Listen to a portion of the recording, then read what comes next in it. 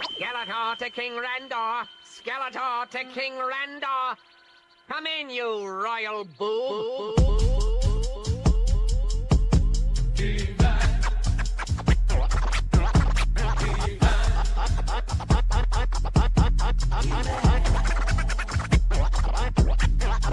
I am Adam, Prince of Eternia, defender of the secrets of Castle Grayskull.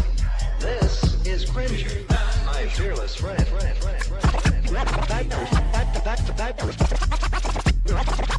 Fabulous secret powers were revealed to me the day I held aloft my magic sword and said, by the power of Grayskull, by the power of Grayskull, by the power of Grayskull, by the power of Grayskull. I have you now, you muscle-bound oaf. Oh my God! That means that we punched our ticket to go try to win a Super Bowl, and that's it. We got one game at a time, starting at 1 o'clock on Sunday. Love y'all, boys. Love you. Love you. I'll go to war with every single one of you, every game, all right? Love you, 1-7. Here we go! 1, 2, 3, 1, 2, 3! Win!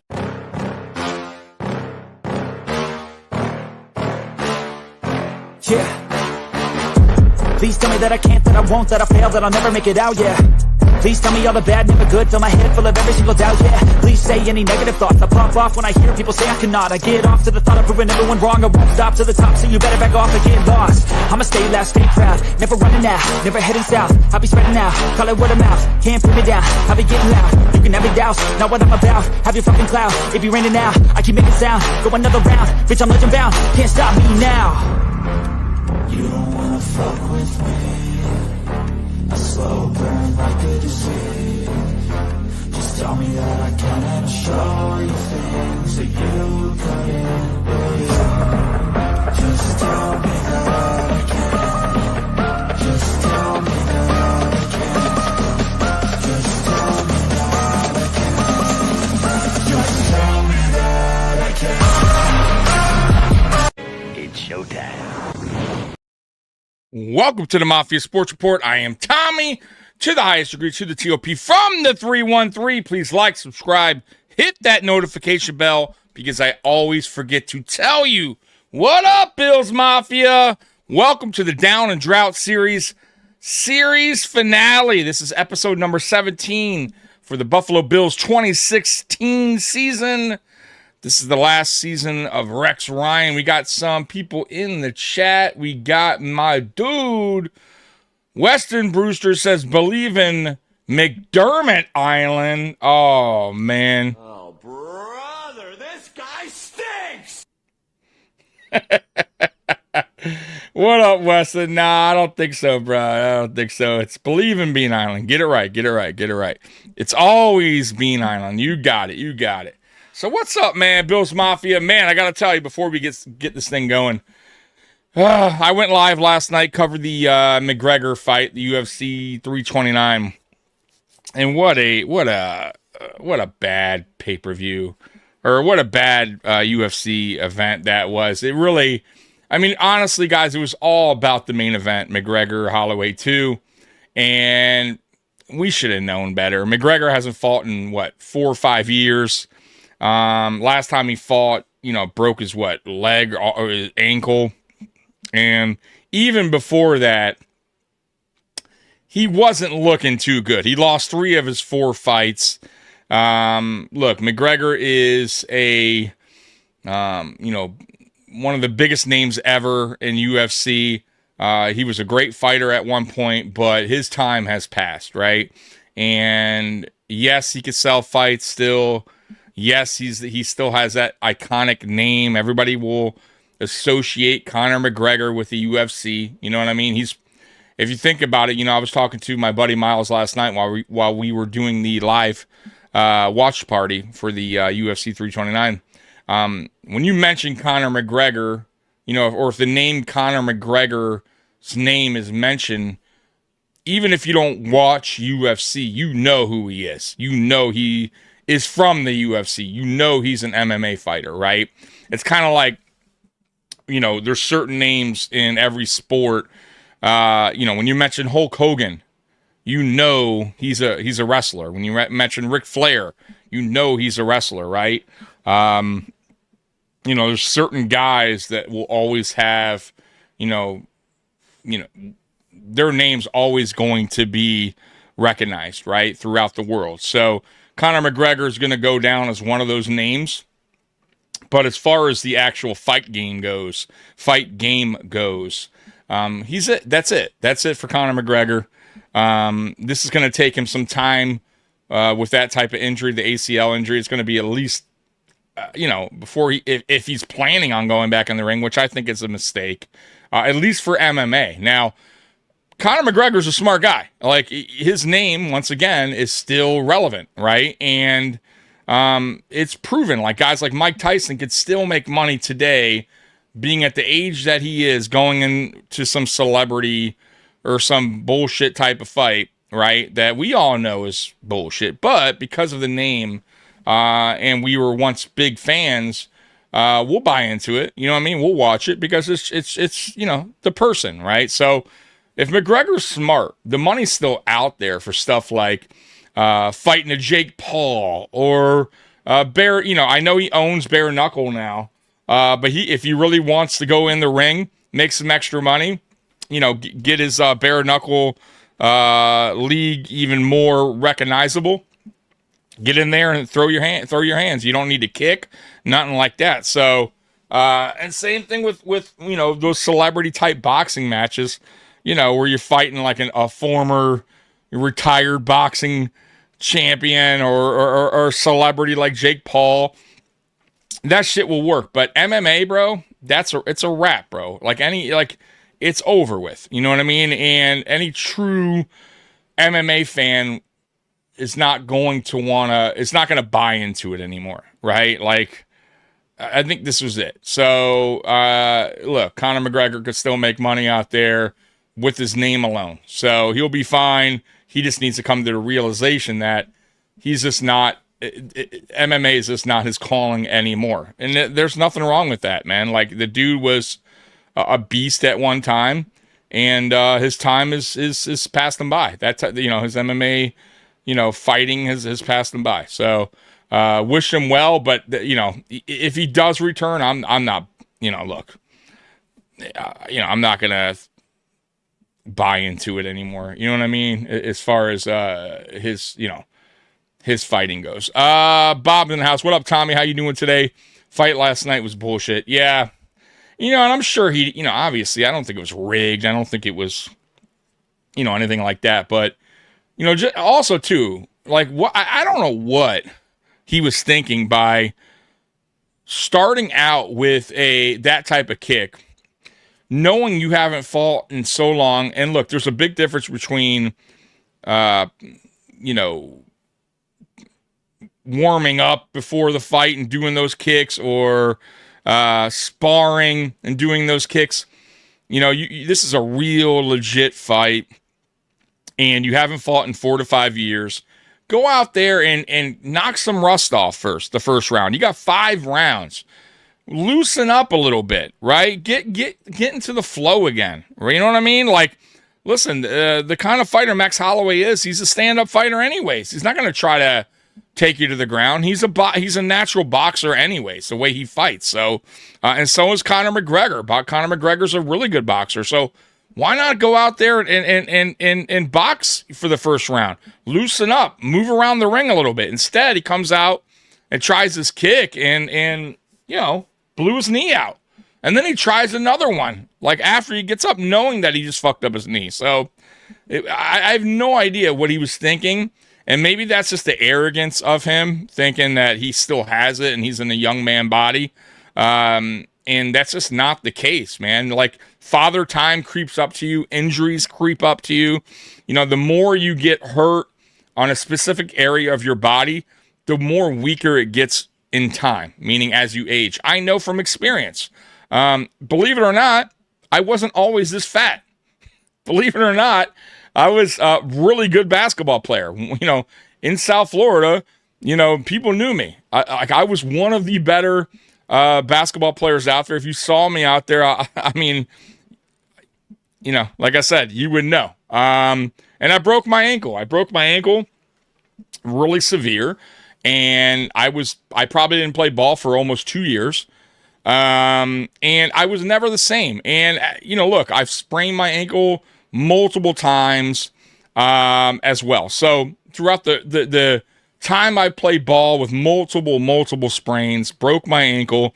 As I got older, my ankles are weak. So I could step on a pebble and roll it, right? Like they're just not as strong as they once were. That's just the nature of the beast when it comes to sports, right? That's what they say. When you watch football, they say like when you get an ACL, the likelihood or the percent of you getting another one it goes higher and higher. It's just the way it goes. So Conor McGregor needs to understand that, man. He's not a young man anymore, and your bones and everything get weak as you age. And if you have prior injuries to those bones, they're going to be weaker. I mean, that's just the way it goes. They don't get stronger. So, yeah, man, it's just, I think sometimes as especially for men, we have a tough time letting it go. Like, meaning like, just like we still have it. I can still go out there, mentally we feel like we're still what we wore when we were in our 20s, right? Teens or 20s. Like, no, bro. You know what I mean? Like even me to this day, I still have it in my head. Like at times, man, if I could lose some weight and get back on the court, you know what I mean? I probably could ball with these guys again. No, bro. No, realistically, no, I can't. The moment I sprain my ankle, it's over, right? And the likelihood of that happening is very high. You know what I mean? Like, and I'm not trying to have that feeling again because I'm not getting paid to go out there and play basketball. You know what I mean? So like, no, it's just not going to happen for me. So yeah, man, like, and I'm not saying that you can't go out there and play sports in older age. Shit, we used to play basketball pickup games. There'd be motherfucking old dudes out there. Like, and I mean, when I'm talking about old, I'm talking about like 70 years old playing half-court basketball, and I'm like, damn, I don't think I'll be out there at 70. God bless them. You know what I mean? But, so I'm not saying don't go out there and play sports in an older age. I'm just saying be realistic and know, right? When you're in your 50s and 60s or high 40s, 50s, 60s, like, you're not what you once were. So don't push yourself, right? Or don't expect you to go out there and like compete with the young dudes. Right? I mean, like, it's just probably not going to happen. Or, I mean, even if it does, you're going to go home and you're going to feel like shit. I mean, it's just the way it works, right? Your body's just, you can't defeat Father Time. That's just the way it is. I don't care if you look super young. I don't care if you feel young. I don't care if you do cosmetic surgery to look young. You are your age. It doesn't matter, right? And your bones and everything else age with it. So, yeah, man, Conor McGregor, dude, look, there's ways for you to make money elsewhere. Go ahead and do that. All right, let's get to it. Shout out, Tommy. What up, Mad Chatter? How you doing, brother? Did you check out that link? Send it again. I'm sorry. Send it again. Tommy, I could dunk on you. No, you can't dunk on. Well, maybe now. I don't know who you are. I have no idea if you're... I can't, back in the day, look, I'm not being, like cocky, but I didn't get dunked on many times, put it that way. Now, I'm not going to sit here and lie to you and say it never happened. I would say the most embarrassing time, and I think I've gotten dunked on twice in my whole time playing basketball. Which is, trust me when I tell you, is not a lot, especially when you play as much as I did. So, but I would say the worst one was like on a turnover, and this dude it was me and him, and I was already near the rim, and it was a bad pass at half court, not by me, by my teammate. and he didn't get back in time. So this guy was coming full force from half court, flying, and I misjudged it, man. He got me. So, and of course, everybody was out, and everybody knew me, right? So it was a big deal. And yeah, he got me. And I was never like, see, that my game, like I never was, you know, like I didn't have like major hops, though. I also, you know, I could dunk, but barely. You know what I mean? Like, and I didn't do it often, but I didn't need to. That wasn't part of my game. I was a guard. I could shoot. I could pass. I could dribble. I could cross you up at any point. So, you know, that was my game. But, and I was a decent defender. But yeah, dude, that was a bad time for me at that moment, but I got over it. You know what I mean? It is what it is. You play, you keep on playing the game, man. But yeah, no, I'm playing that game. Yeah. But yeah, man, the one thing I always did pride myself on though is I didn't, and I barely ever got my ball taken. Got cookies, right? When someone say they got your cookies, like, yeah, that's that very rarely happened to me. I was a really good dribbler, and I cross you up, and yeah, I was pretty good on my crossovers and passes and everything else. So, but anyways, that's old school. Let's get to the new school. Let's get to the Down and Drought series. Last episode of the series. This is episode number 17, 2016 Buffalo Bills. Final year of Rex Ryan. Here we go. And it's going to be a long one. I'm going to tell you right now, I'm going to be here for at least 3 hours today. So, and then I got to go to work today. I got called into work. So I'm going to, right after I'm done with this, going to work. All right, here we go. Let's get going. Episode 17, 2016. I know not how to aid you, save in the assurance of one of mature age and much severe experience that you cannot fail if you resolutely determine that you will. Oh, there he goes. Now, on Inside the Buffalo. Wait. Can't use that title. How about... How you doing, Sandra? This. See the TOP and everyone in the chat. That's right. Folks, we've made it to the final episode of Down and Drought. Quiet on the set. We did it after so many weeks. We are at the final episode of Down and Drought. It's 2016. Don't think about the fact that the set looks a little different behind us. There is absolutely nothing to look into about this whatsoever. I'm Prescott Rossi. He's Thad Brown. Joining us fresh from his honeymoon. Congratulations on your marriage. You got called up. Dan Fates joins us for the final episode. And Dan, you've been watching along throughout this. Oh, Dan Fates in the building. About the Buffalo Bills. You're from Western New York. What do you know? He's on Buffalo exercise. Sadness? Buffalo Plus now, right? Probably the best way. But I went to Fredonia. All my friends were big Bills fans. So I lived. I think he follows me on Twitter. It's as impressive well. to go back there. And I should have for me, it known was that. The Tebow during the 2014 season and all of those games. But this one, this year is pretty special too. Yeah, this year has a lot going on, so we won't really waste much time.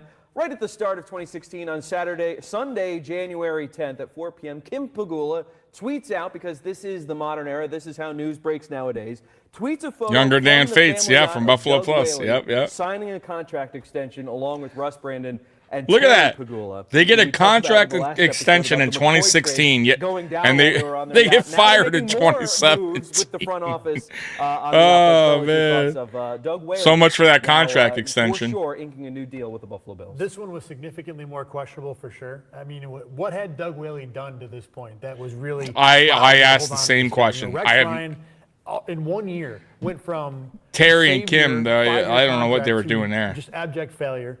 You know, his golden boy, his first draft pick, E.J. Manuel, was already, a backup at best, to where the trading away of Matt Castle had inspired enough angst for the contest to be the backup. This is what your first round quarterback franchise guy had become. So no one had any confidence that Doug Whaley knew what he was doing, and the Bills locking themselves up to multi-years more of this. He is in the USFL now, I believe. Whatsoever. it's just weird because it's like, oh no, there's confidence in him. There's confidence in him. But everybody else was kind of going, there's not that much confidence. and everybody was already going into this year being like, well, it's playoffs. They've got to make the playoffs. They've got to make the playoffs. You got to earn it. And yeah, no, it's why we're doing this. Yeah. Yeah, it's a 3-year extension on Whaley's deal, so it would be 4 more years of Doug Whaley. 4 more years in Western New York. Well, the same no, it wasn't. That very night at 9 o'clock, Alex Marvez, then with Fox Sports, tweets that Rob Ryan is going to join the Bills. Yeah, Rob Ryan coming to town. An hour later, the Bills make that move official that Rob Ryan is coming in. And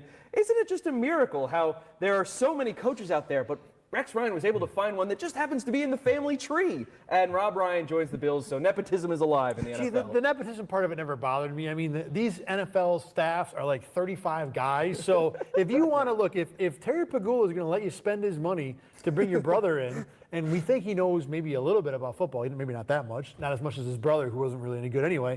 But look, whatever. And there's so many spots on the coaching staff. If Rex wanted to bring Rob, see, I don't know. I disagree with that take. The year before helped. So I think Rex Ryan's a good coach.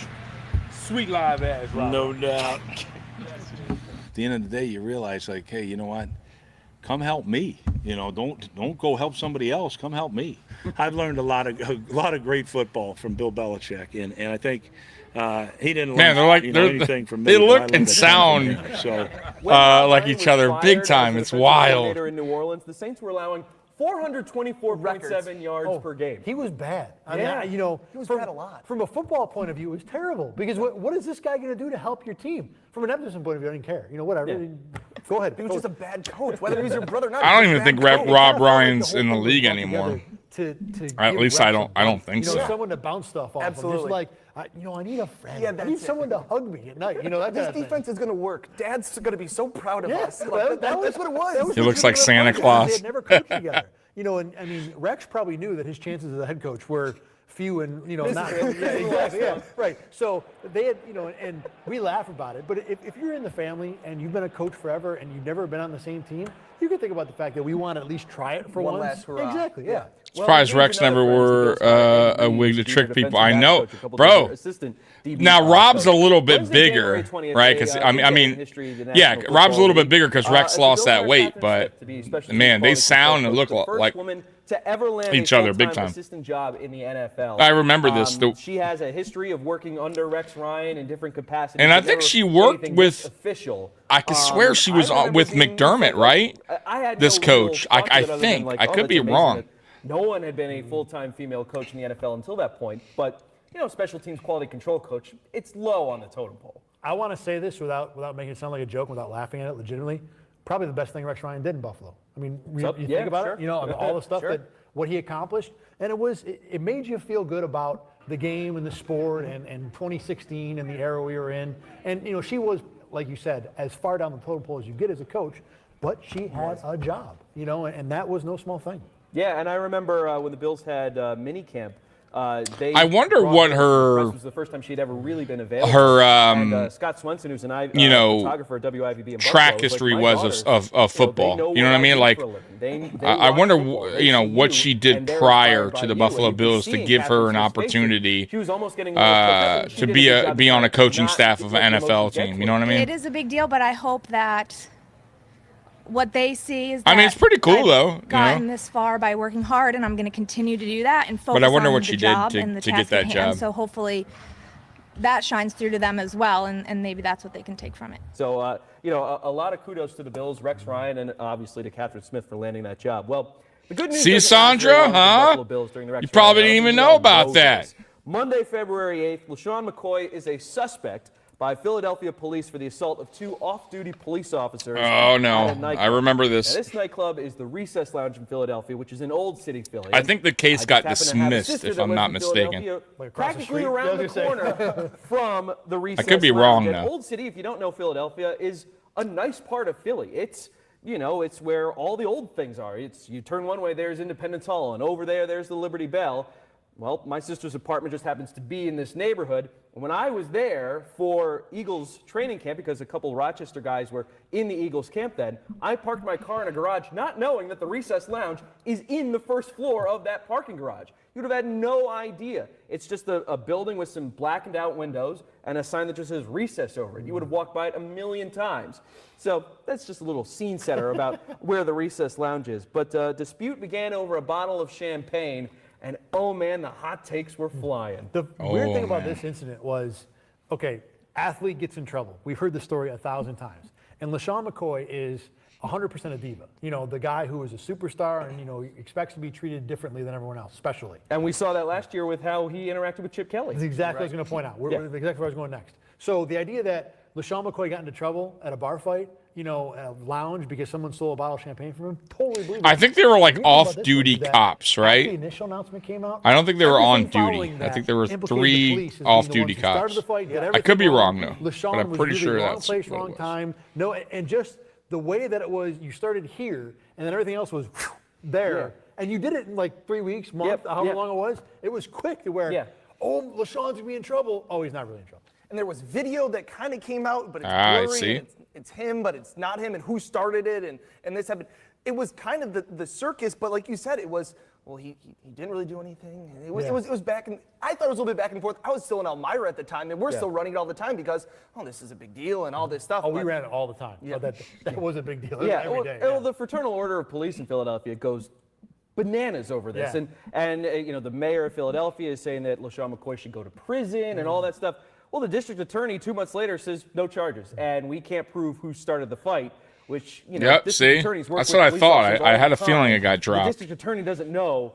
The police are pretty involved in this too. Not only that, he probably didn't want to get the cops in trouble either, considering they were off duty and at the end of the day, everybody walks away and nobody's in trouble. By several people. That's it. Right. So as we advance into free agency, right at the start of free agency, they were looking out for their own. Agency is about to begin. Monday, March 7th, the Bills tender Chris Hogan with a bottom priority tender. Now, since he was undrafted, Chris Hogan he received no compensation. 7-Eleven always open. Remember him? 2 days later, he ends up in New England with the Patriots on a 3-year and he did good. And he did really good there, by the way. And then Hogan becomes not a huge part of a Super Bowl winner, but a part of a Super Bowl he winner. did. And the Bills He became a part. lose Yeah. depth at the wide receiver position. Fellas, he was pretty good there. Hogan, going to the enemy in the AFC East. The thing you had to remember about this offseason, the Bills had. Remember, we got him from the Dolphins, and he was. That's where he got the nickname 7-Eleven always open from, I believe. And of those 3 guys, God, who called him that? Brandon Marshall? Somebody called him that over there at the time, but. Then we picked him up, and he was pretty good for us, but he was really good in New England. He was much better. How about that? The cap room to retain Chris Hogan, and I don't care they went to New England. He's a fourth receiver at best. It wasn't that big a deal. The Bills got rid of a guy they couldn't afford. Did you know he played lacrosse at Penn State? What? And again, He was a shifty. He was a shifty receiver. Because he now goes and does all these things, and he's going to burn us. He's going to burn us. Like, yeah, he was fine. He was. I mean, he wasn't great, but he was a good option to go to. You know, good little slot player. He can get open. You know what I mean? Like, but he was better with the Patriots for sure. But he also had Tom Brady. You know what I mean? Like, let's be real. Like, the Bills released Mario Williams, Leotis McKelvin, Boogie Dixon, and Craig Urbick. So just poor. Man, we cut a lot. We released a lot of people. Cut a lot of people. Some guys that we love talking to. One guy knows Mario Leotis. Yeah, the Mario Williams era came in with so much high hopes. And it just goes out with a whimper right at the start of free agency. And not only a whimper. I thought Mario was fine while he was here. He just didn't work. He didn't work with the Rex Ryan defense. That's all. Yep, that's all it was. It happens. But look at Lorenzo Alexander. Lorenzo Alexander. You guys could say. Mario had worn out his let me pause this. It was the easiest cut the Bills ever made. You guys could say, like, Rex Ryan, hurt the defense and Mario Williams. And, yeah, that may be true. But, listen, when you bring in a new defensive coach or defensive coordinator and they switch scheme, Jim Leonard, some players may not adapt to that new scheme. It's just how it works, right? You inherit those players. Rex Ryan inherited the team that he had. And he went to a 3-4. It was his defense, his scheme. And some guys just weren't going to probably thrive in it. Now, with that being said, Lorenzo Alexander, who never he was okay. He was an average player. Let's be real. Throughout his career, came here to Buffalo, and Rex Ryan made him into one of our best defenders. He had over 10 sacks with us. He never had that in his career. Lorenzo Alexander became, our kind of a star player in Buffalo because of Rex Ryan. So say what you want about, his defense and it didn't work here, but some guys did thrive under Rex Ryan's defense. And I hate to say it, but it could happen here with the current Buffalo Bills under Jim Leonard. Don't be shocked if certain guys just don't play well in Jim Leonard's scheme. I'm hoping the opposite. I'm hoping everyone that Jim Leonard inherited, meaning players that played on our team from last year or the year before, whatever, they thrive in the new scheme, right? And everything works out. But, the chances that all the players are going to thrive in the new system, is probably not realistic. There's probably going to be one, maybe two players that we move on from next year, next offseason, that just aren't a fit in what Jim Leonard wants, right? And that's a natural thing. That's a normal thing, guys. Especially when you inherit, a team and players that generally that you didn't pick, right? That that didn't necessarily fit your scheme, right, to start. So that's why I said, you're going to see some guys next offseason probably wind up leaving Buffalo, especially on the defensive side of the ball.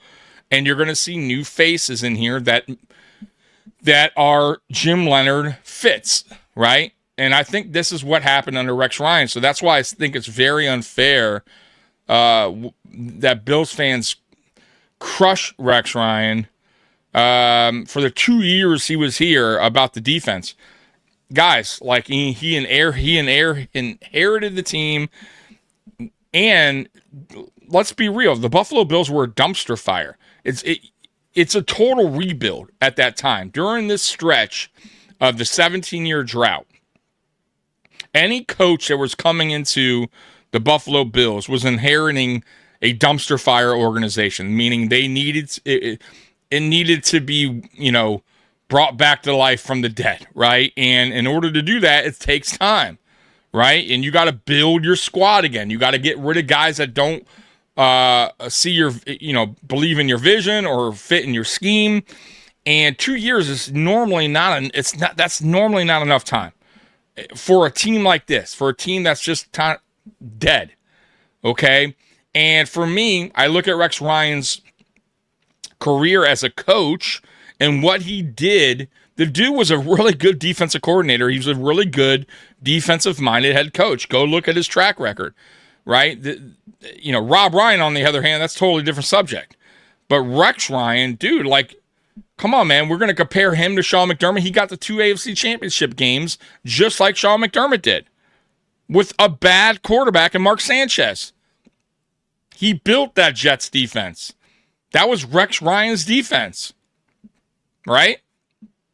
His defense carried him. Yes, that's true. And I wish Sean McDermott's defense did the same. We would have never had a problem here. We would have won a Super Bowl if that was the case.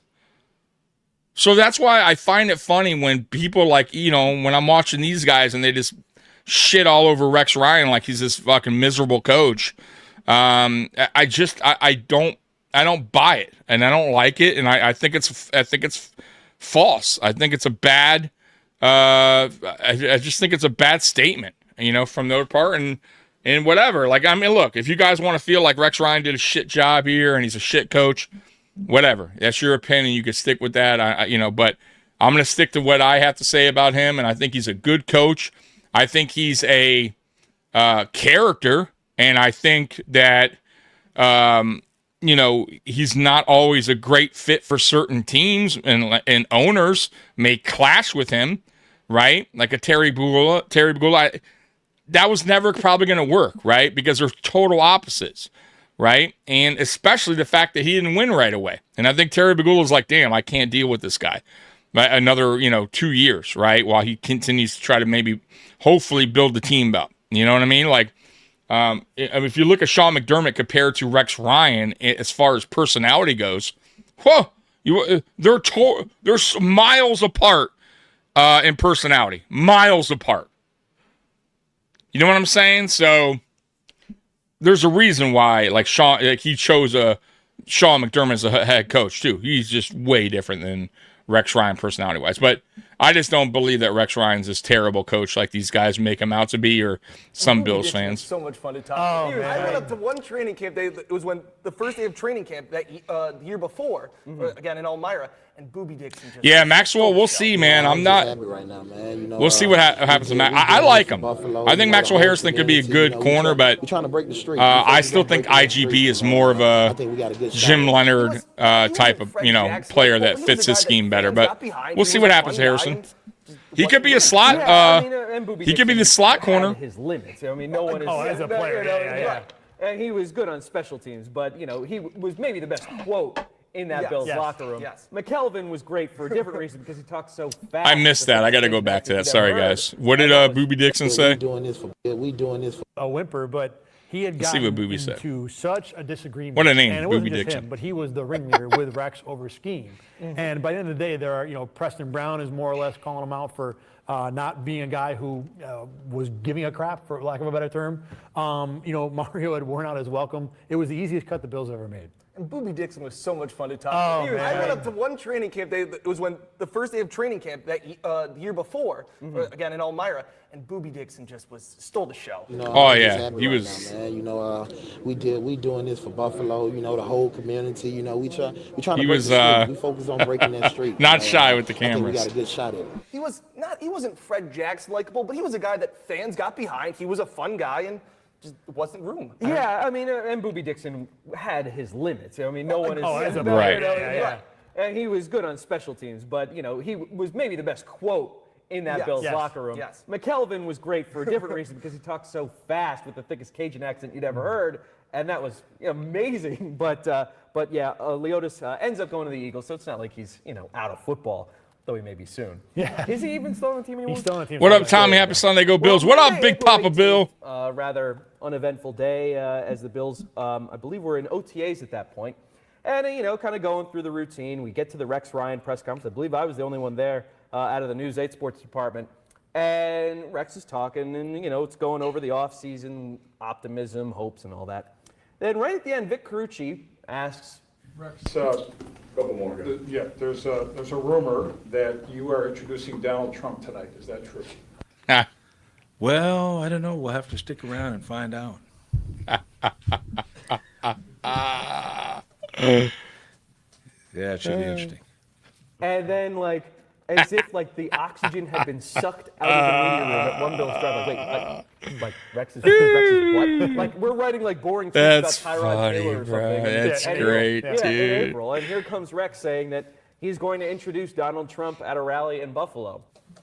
So he has your endorsement for the Republican. Oh my gosh! See, that's the thing. See, I'm going to introduce him. That's true. That's a true statement. But I'm not going to say who my endorsement is and all that stuff. You guys know. I will say this: Chris Christie was my guy 100% because we were the lap band of brothers. We both had that lap band, and we really are pretty close. All right. Okay. Thank you. Hey, man, to each his own. Look, man, who cares? He can vote for who he wants. I don't give a shit. I have my beliefs too. I don't get into it on here, but I'm not Mr. Political either. But but that's still funny as shit, though. Funny as shit, man. And never had been more excited to be out of the Bills media. Well, it was this and when Mario was signed. The 3-day Mario wait and this were the two best days I've missed in Bills history. The only thing that I thought about it, I was just laughing like crazy because I was not going to have to be involved in this. This was going to be one of the nuttier Rex things. Yep. And I just had another drink and sat back down and watched the Twitter fun roll in. That was, like I said, I wasn't here at the time yet, but I just remember, and like I said, and this was so polarizing figure in politics and a loudmouth and the division in the locker room. To be fair, though, the reporters asked him the question. It's not like Rex Ryan was, just, like I said, it was that perfect nightmare. you know, Anytime you out there like with a Donald Trump hat on. You know what I mean? Like, like I said, put your arms out, let the story fall to you. they asked him a question. Boom, there it is. We should explain that. That became a running joke, and you guys came up with this. I don't care at all. Buffalo people are, Starts the preseason. will never forgive you if you think you're not a lefty.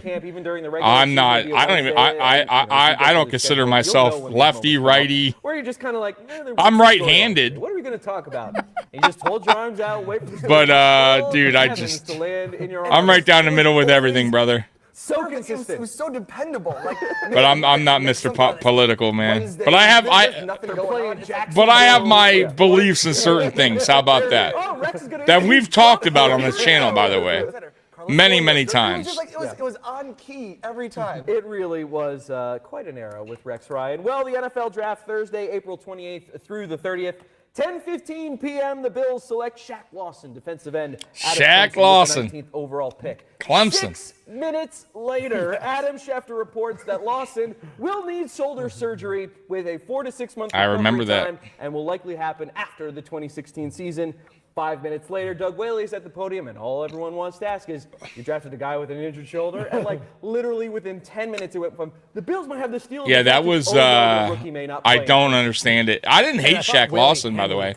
He's not He wasn't terrible, but like you need players now that will impact your team. Like, what are you doing? Now, if something happens, it's kind of medical staff did we have? It's nothing that we're really worried. He's clear. About. Oh man, fuck. We're sorry. Faith in our medical we messed staff, up. And they Maybe signed not. Off on him, so we're oh no. If the Bills had just come out and said, "Look, we know his shoulder is damaged, but we think he's worth like the 4th pick in the draft." Or and to be fair to Shaq, it never really crept back up until Halloween. Like he was, or 2017. He was fine after that. You know what I mean? But if you could take a guy who you needed a player in your draft slot, now, all you lose out of it is the not first to 7 wait games of on. his career. I mean, you can sell that. What up, Paul? Now, how you doing, brother? There was a debate about how much the Bills needed to win that year, whatever. The bottom line is to come out and be like, no, he's fine. And then legitimately he has surgery like a month later. Yep. Well, it's awful, you know? And that happens all the time. Somebody's great, whether it's an off-the-field issue or another reason, they fall the board, and you go, well, he's too good to pass up. He's, you know, just one thing or another. But like you said, Larry Tunsil? But and you go back to it, and it's like, no, he's fine. Trust yeah, me. but Tunsil, he's still in the league, and he's and that's the thing is that he's a hell of a that, player. like, so that kind guy's wrong. Well, you I mean, sometimes it's not a bad thing if you believe that player is going to be a really good player in the league. I mean, I get it, but if you're a bad team and you need help now, you probably don't want to be waiting around either. Expect to need surgery. I'm good, brother. I appreciate you asking, man. How are you? I've been hearing about I'm it. going to Miss Rich Stadium. Hard to believe we have a new stadium. Yeah, the Ralph, the Rich. Yeah, bro. 100%. But I can't wait for the new stadium, bro. Like I'm excited for it too. You know what I'm saying? I'll miss the Ralph and everything, but I'm also really excited about the future. I'm just saying, normal people are like, oh well, I have my opinion, yeah or nah. Oh, I get it. At the time I thought this was another Doug. Yeah, bro. It's it's like that, Matt Chatter. That's why I don't really try not to get too much into political stuff here. If you look at the draft chart, because the moment I say something, you know, like I try not to bite my tongue in general. You know what I mean? Like that's just not who I am, and I try to be 100% authentic here on this channel and give you guys, or let you guys know what I'm thinking, or if you guys have a question, I usually don't shy away from it or avoid it. But obviously this is a sports channel. It's not a political thing. And I try not to venture off into stuff that, has nothing to do with this channel. You get what I'm saying? Though, however, if it is something that I feel strongly about and it's a question asked, I'm not going to shy away from it at the same time. So, but then of course, you got those people, like you said, that will come back at me, and I've, you know, I'm not going to name his name, but there's this fucking local Buffalo rapper who actually was a guest on this channel years ago, and you know, calls me a racist. Now I'm a racist. So I mean, it's crazy to me. So, yeah. So once again, I try not to get into it because I don't want to. There's certain people that take things, especially when it comes to politics, extreme, right? And I'm not Mr. Politician. I'm not, you know, I'm not going to sit here and debate somebody that knows their politics, and that's not what I do. Now, I'll debate somebody about sports and football, or especially Buffalo Bills football, because I know it very well, and it's my passion. But, you know, there's other things too, though, like everyday life, stuff like that I'll debate you on or I'll talk about. But, you know, once again, people sometimes, man, they get extreme about certain things, and politics is one of them. Religion is another. And I'll be honest with you, sports, is starting to also become a little bit edgy as far as people getting very worked up, upset, mad, you know, fighting, you know, you see it, fights after games and shit. Like, you know, even online, people are just like, you know, really getting nasty with other people if they don't believe, you know, if they don't agree with their opinion. So sports is kind of heading in that direction a little bit, but I don't know if it'll ever get to the point of what politics is and religion, stuff like that. You know what I mean? Like, you know, like I said, I commented on like, when all those, you know, protests / riots were going on, and, you know, some people, you know, agree and some people don't agree with it. I don't agree with it. You know what I mean? I have my opinion on the whole shooting thing when it came to the ICE thing and all that. And I see things differently. You know what I mean? And doesn't mean you have to listen to what I say or, but if I believe strongly in something and somebody asks, I'll talk about that. And that was one of the things I talked about, and I won't shy away from. And, you know, and also too, at the end of the day, man, guys, look, these politicians and these people that you're voting on to be president or government, a lot of these guys are, or women, whatever, a lot of them they're salesmen, and they're selling you on something. They're selling you on something, right? And that's really, at the end of the day, that's what it is. It's who can sell somebody, you know, who's the best salesman, right? And get your vote. And 90% of the shit they tell you, they don't do. Okay. So it's all about the best ads, the best rallies, you know what I mean? And they're just trying to basically sell you on them. And, that's all it is, man. It's, and that's the same as, you know, religion, right? Religion, everybody has you know, a different book and a different belief, and it can get nasty. You know what I mean? So that's why I stay away from it. That's why it's not my cup of tea. It's not really what I want to sit here and do. That's why I don't have a politics channel, right? So I have a Buffalo Bills channel, man. I try to keep it at that, man. Let's see here. If you don't like something based on lefties or MAGA, you're a dork. My link was on the new stadium. Oh, that's right, Mad Chatter. Yes. Do me a favor, send that again, because I did want to watch that. Those people, Tommy, everyone is entitled to their opinion. If they don't like you take or opinion, fuck. Yeah, I know, I agree. That's what I'm saying. I'm with you. Dang, Tommy, you get it. If you think, You get it. If you think TJ used red and blue, politicians aren't after the party laughing at you, get real. Yeah, politics is a business, and it's a sales job. I mean, it's, you know, put it this way, they're cutting promos. You know, when you watch, like, when we make fun of WWE or WCW, and, you know, they're cutting promos, it's for you to, it's for people, for the fans to get behind that wrestler.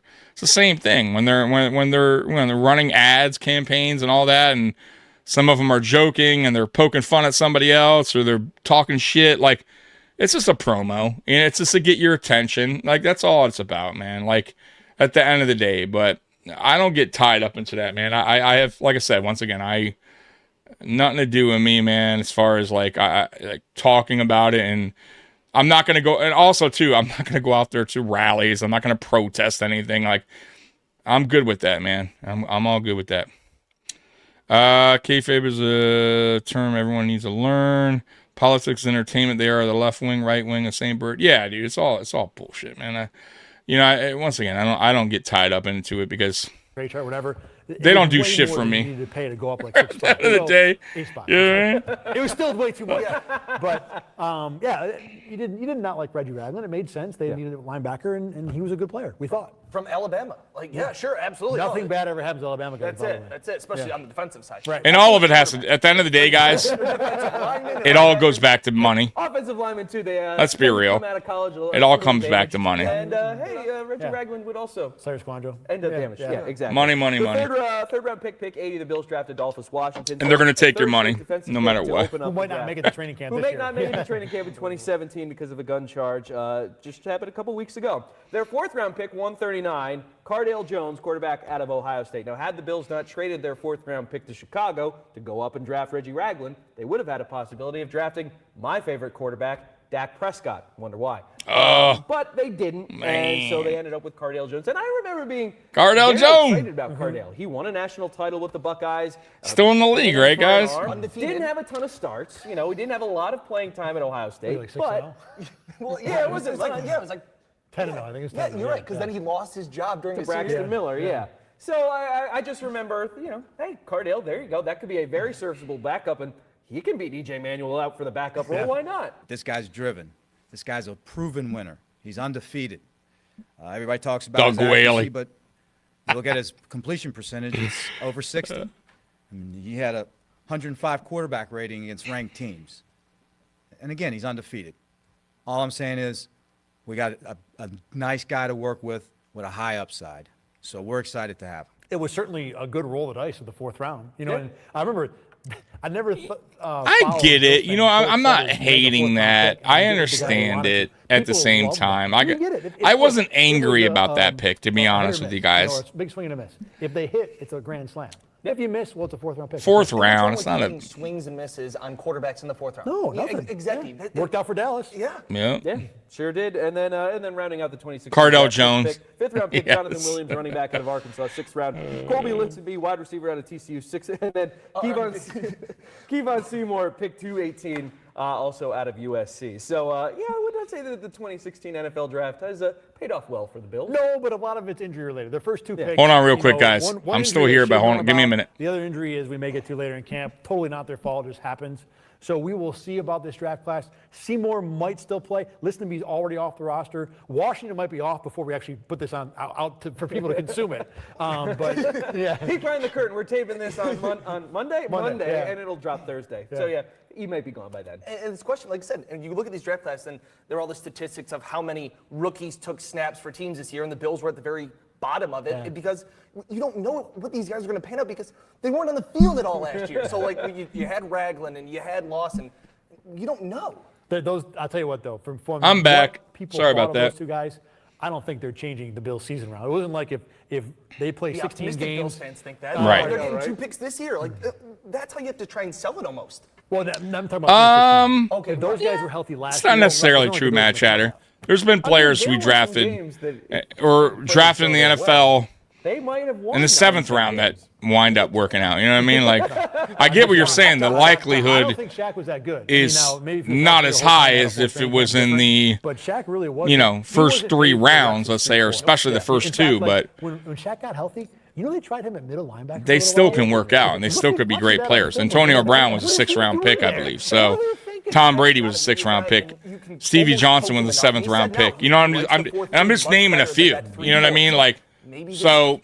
Maybe this fits better for Shaq. I mean, Puka Nacua was a 6th-round pick. You know what I mean? Like, he can look back this year. it's not necessarily true that they won't work out, but I get what you're saying. 2:45 p.m. The Bills announced that Shaq Lawson will undergo shoulder surgery. In a statement, the Bills say the recurrence of the injury happened during rookie camp the week before.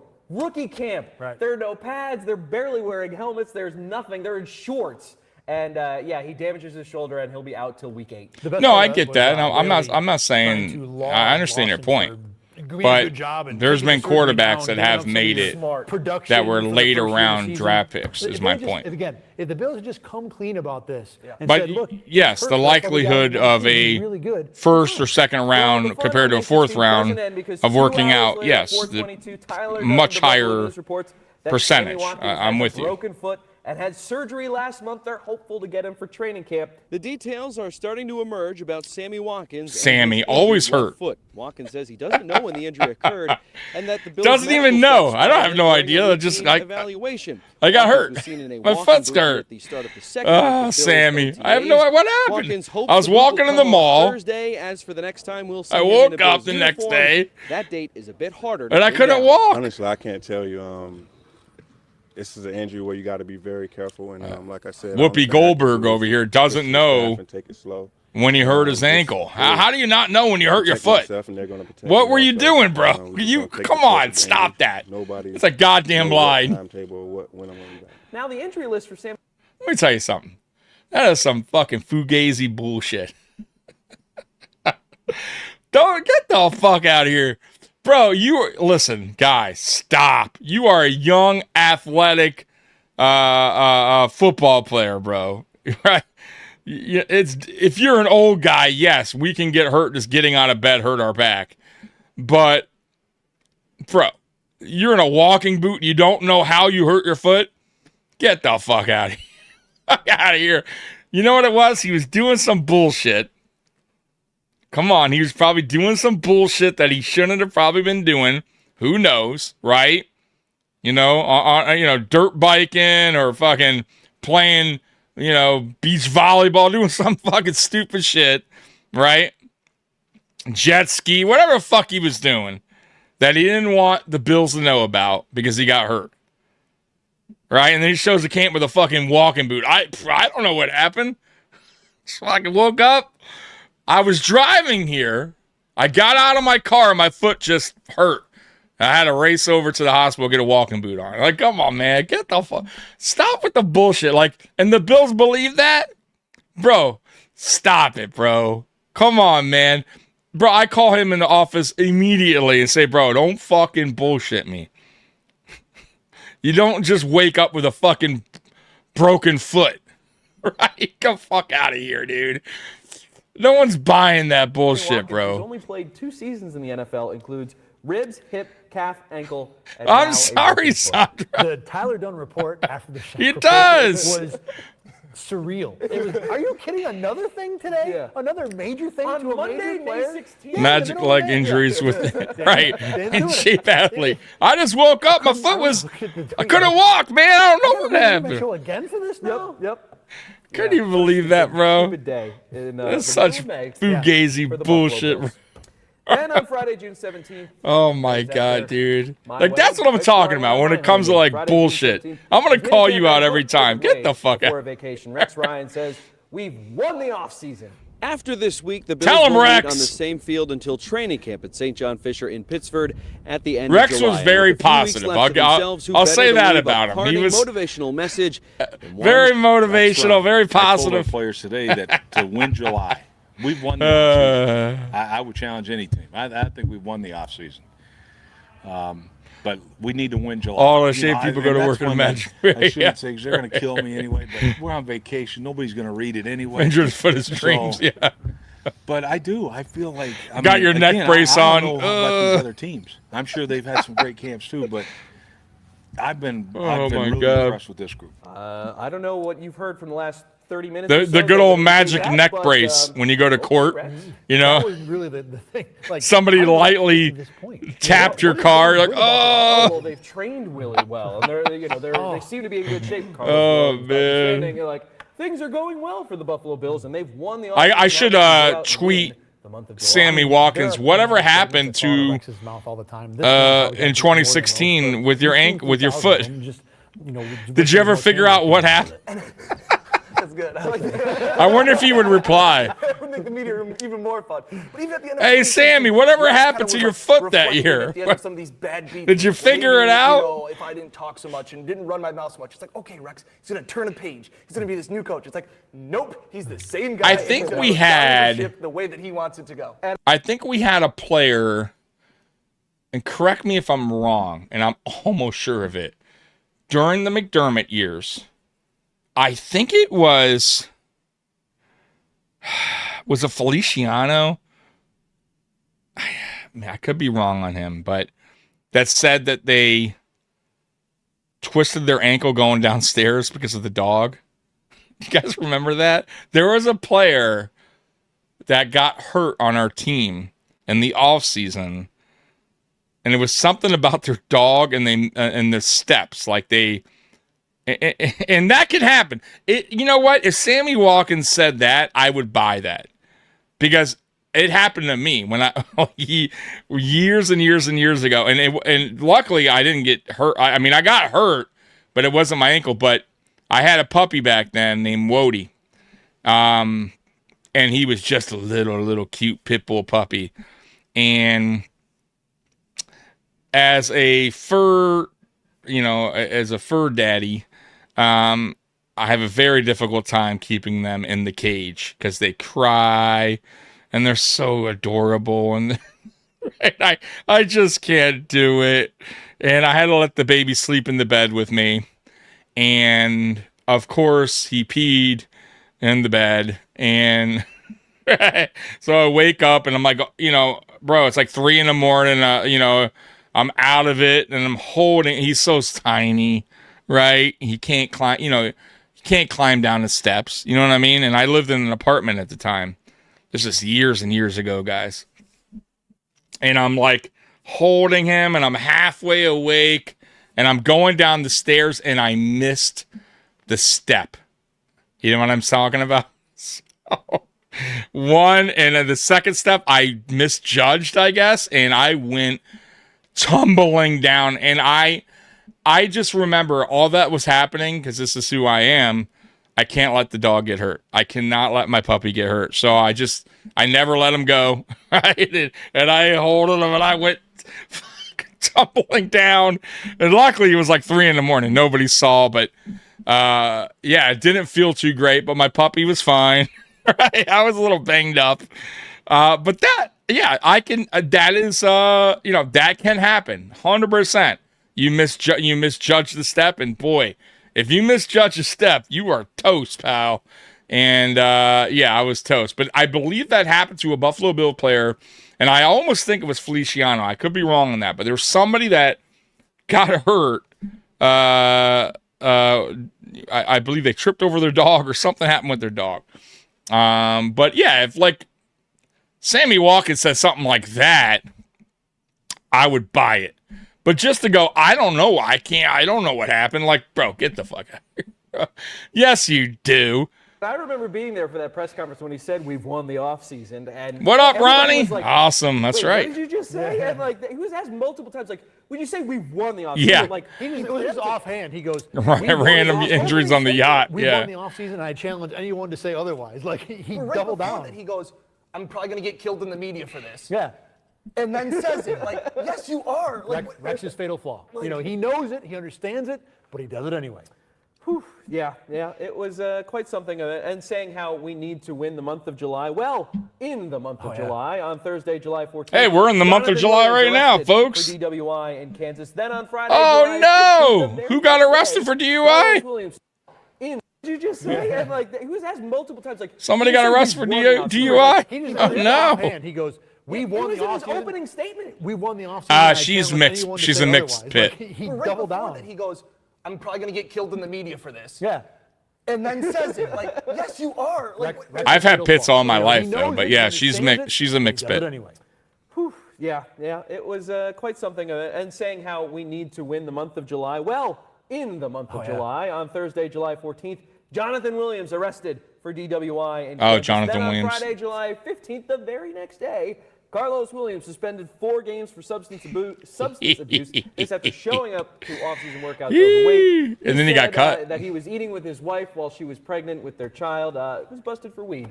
The Carlos Williams saga. And the secondary player who was on the team. I actually talked to him. He's a friend of mine. Not close friends, but he's been cool with me. I've been cool with him. Remove the Bills' responsibility. Those times were tough on him. Doug Whaley, Rex Ryan. But to take a guy that was so productive and he was so good his rookie year, man. He had a good upside, man. He had that summer and that spring is fireable. But yeah, something happened there. When there was a Carlos, he never recovered, by the way. He never really, Now he's good, by the way. Carlos is doing really good for himself and been married a long time, and kids, and he's doing like a football. He does like a football camp where he trains athletes. So Carlos is doing really good in life. Issues like he had a bodyguard and a security guard that was like, "You have a curfew." Yeah. Like take care of him. Like that's what you're getting. Josh Hamilton, take care of the guy, and it was push him over the edge and say, "You got to get better." It was just a fifth you, and it was just a 5th round pick too. That was the other. I don't think the Bills ever made this argument, but the other one from fans was, "Oh, it was a 5th round pick. They got a good year out of them. They're good." Are you kidding? You had something here, and you just tossed it in the garbage can. Yeah, and I also wonder, and not the Bills' problem though. And no link to this, but it happens, he guys. Concussion in his rookie season, and though he was still productive after that concussion, I believe in the Giants game. It wasn't the same for Carlos Williams, and I'm not expecting him to score a touchdown every game like he did the first 4 or 5 games of his career. But I wonder, concussions are a scary thing, a mysterious thing, and we don't know the impact that they have on these guys. Could it have lingered into the offseason to the fact where, I don't want to work out, or maybe it zaps his motivation, maybe it's, hey, I'll have that second slice of pizza or third or fourth, who knows? Of course they are. I was in the if you raise them right, when Carlos they're awesome. Talked to us in 2015 about his concussion. I had a red-nosed pit. He was like 100, and scary 110 pounds, and he was the biggest baby in the world, bro. He wanted her to fly, dude. Loved him. No, he doesn't. Yeah, exactly. So yeah, it's just all about how you raise them, bro. All the things he had to do, and when you get a concussion, I don't know if everybody realizes this, it is one of the more scary and more uncomfortable things to go through. You have to pretty much lie in a dark room with no TV, no music, no anything for days on end. You can't get up, you can't go anywhere. And he described this with the amount of lucidity and clearness that you would, do with me and you talking about we had for lunch that day.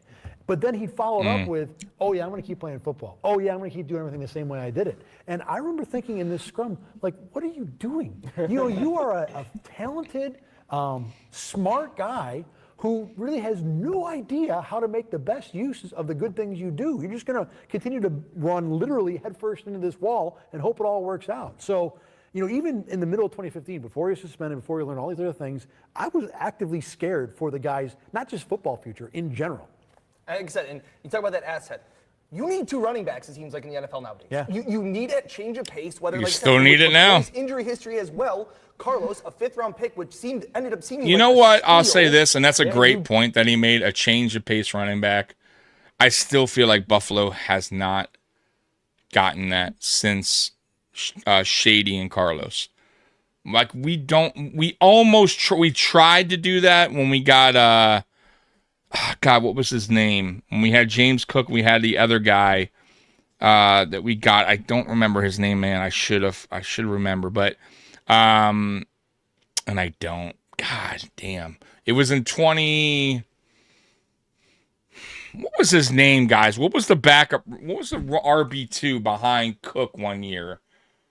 I know we got LeGarrette Blount, but it's not him. It wasn't Blount. It was the other guy. And I'm like, man, you got to use him more. Because he was more of a north to south, change of pace, more of a bulldozer type running back. Man, now I want to look it up. Hold on, guys. What was his fucking name, dude? Buffalo Bills. Let me see here. Buffalo Bills. I want to say it was 2023? Let me see here. 2023 roster. Let's see here. Let me see here, because we haven't had it since. And I'm not saying this guy was great, but you need a change of pace kind of running back, a more of a bulldozer type of running back for short yardage. You don't want to always use Josh Allen on that. It wasn't Damian Harris. He got hurt right away. God, what was his fucking name? Oh, there it is. Latavius Murray. So, y'all remember when we had Latavius Murray, right, for a quick second. Well, actually, he was on the team for a minute for that year. He was a change of pace guy. And I think the Bills still need that. And we don't have it. We have a lot of smaller running backs. I wish they would go out and draft a Carlos Williams type of player, a bigger type of back, north to south. You know what I'm saying? So they could stop having to use Josh always on their short yardage or the goal line, 3rd and 1 situations, 3rd and 2. Have yourself a bruiser to go out there and, get the touchdowns or the yards that's needed to pick up the first down. And they just haven't had that since Carlos Williams, really. I mean, Murray, I guess, but just bang his head against draft the a wall, guy. You get better. You and on your own. And again, it's just, you see, it was the comment. It was there and it was gone, and you sat there and were like, oh, man. What could have been? Yeah, I mean, Carlos ends up with the Pittsburgh Steelers, and it doesn't get better for him. Nope. He eats himself basically out of the league. And my first story at training camp, we talked about his diet. My first day covering the job, talked about his diet. Yeah, he got a little out of shape too. That's 9 touchdowns his rookie year. He had something going on that year. This is gonna be a nice combo. Nope, didn't even make it. didn't make it. Didn't even make it. We cut him. August 5th, 2 days before your first day at News 8. The way that training camp practices go, training camp is already they cut him started. quick It's too. been, I remember for about a week at this point. Is that you can shoot with your camera the first few sessions, the first few drills during training camp, and then cameras down because they're going through the playbook. There are hundreds and thousands of people watching. Anyone could be from another team. But anyway, yeah, exactly. But no, okay, fine. The media can't shoot the rest of practice of training camp. And I was happening to be talking to. Remember when Chris Brown got in trouble for I can't even remember what we were talking about soccer. shooting a film out of practice or talking about it? Remember that? He got suspended. Hops off the field, and then he's in trainer's arms, and then he's just gone. And then we're watching, like, did you see it? I didn't. What happened? And then it turns out I just happened to be sending a snap to my wife at that time, just like, hey, just another day at Bill's training camp. And I happen to have video of Reggie Ragland tearing his ACL.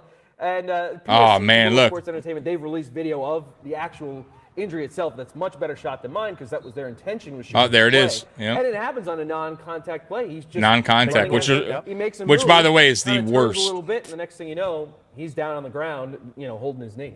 It was a huge. He never worked out. This guy. He had a high upside. I remember. I was like, man, this guy could maybe be something. Nope. The Bills in 2016 were going to be the exact same team in 2015 that went 8-8 plus a draft class. Well, now they were the exact same team that they were. He got McGregor with a draft class that didn't include your first, second. Oh man! How are they going to get better? How was that team going to improve 2 wins and make the playoffs? And again, the injury's so funny because even for the fans, you can't watch everything because there's offense over here, there's defense over there. You're looking one way, and how many times has it happened? Even when imagine you're able to shoot stuff, your round one pick, your round two pick, both all of a sudden some guy disappears, gone, and then you find out later the fact of, oh, by the way, man, that was a bad draft, bro. Kevin Cobb slipped on a rubber mat. Like, I didn't see. I mean, nobody really worked out. So 2 days later, Sunday, August 7th, your first day at News 8, Dan. That was a bad draft, guys. Department, walking into Rochester and. covering this football team. What were your thoughts as you immediately began training camp? He said something about being shrouded in greatness. And I mean, I guess Shaq Lawson winded up kind of working out.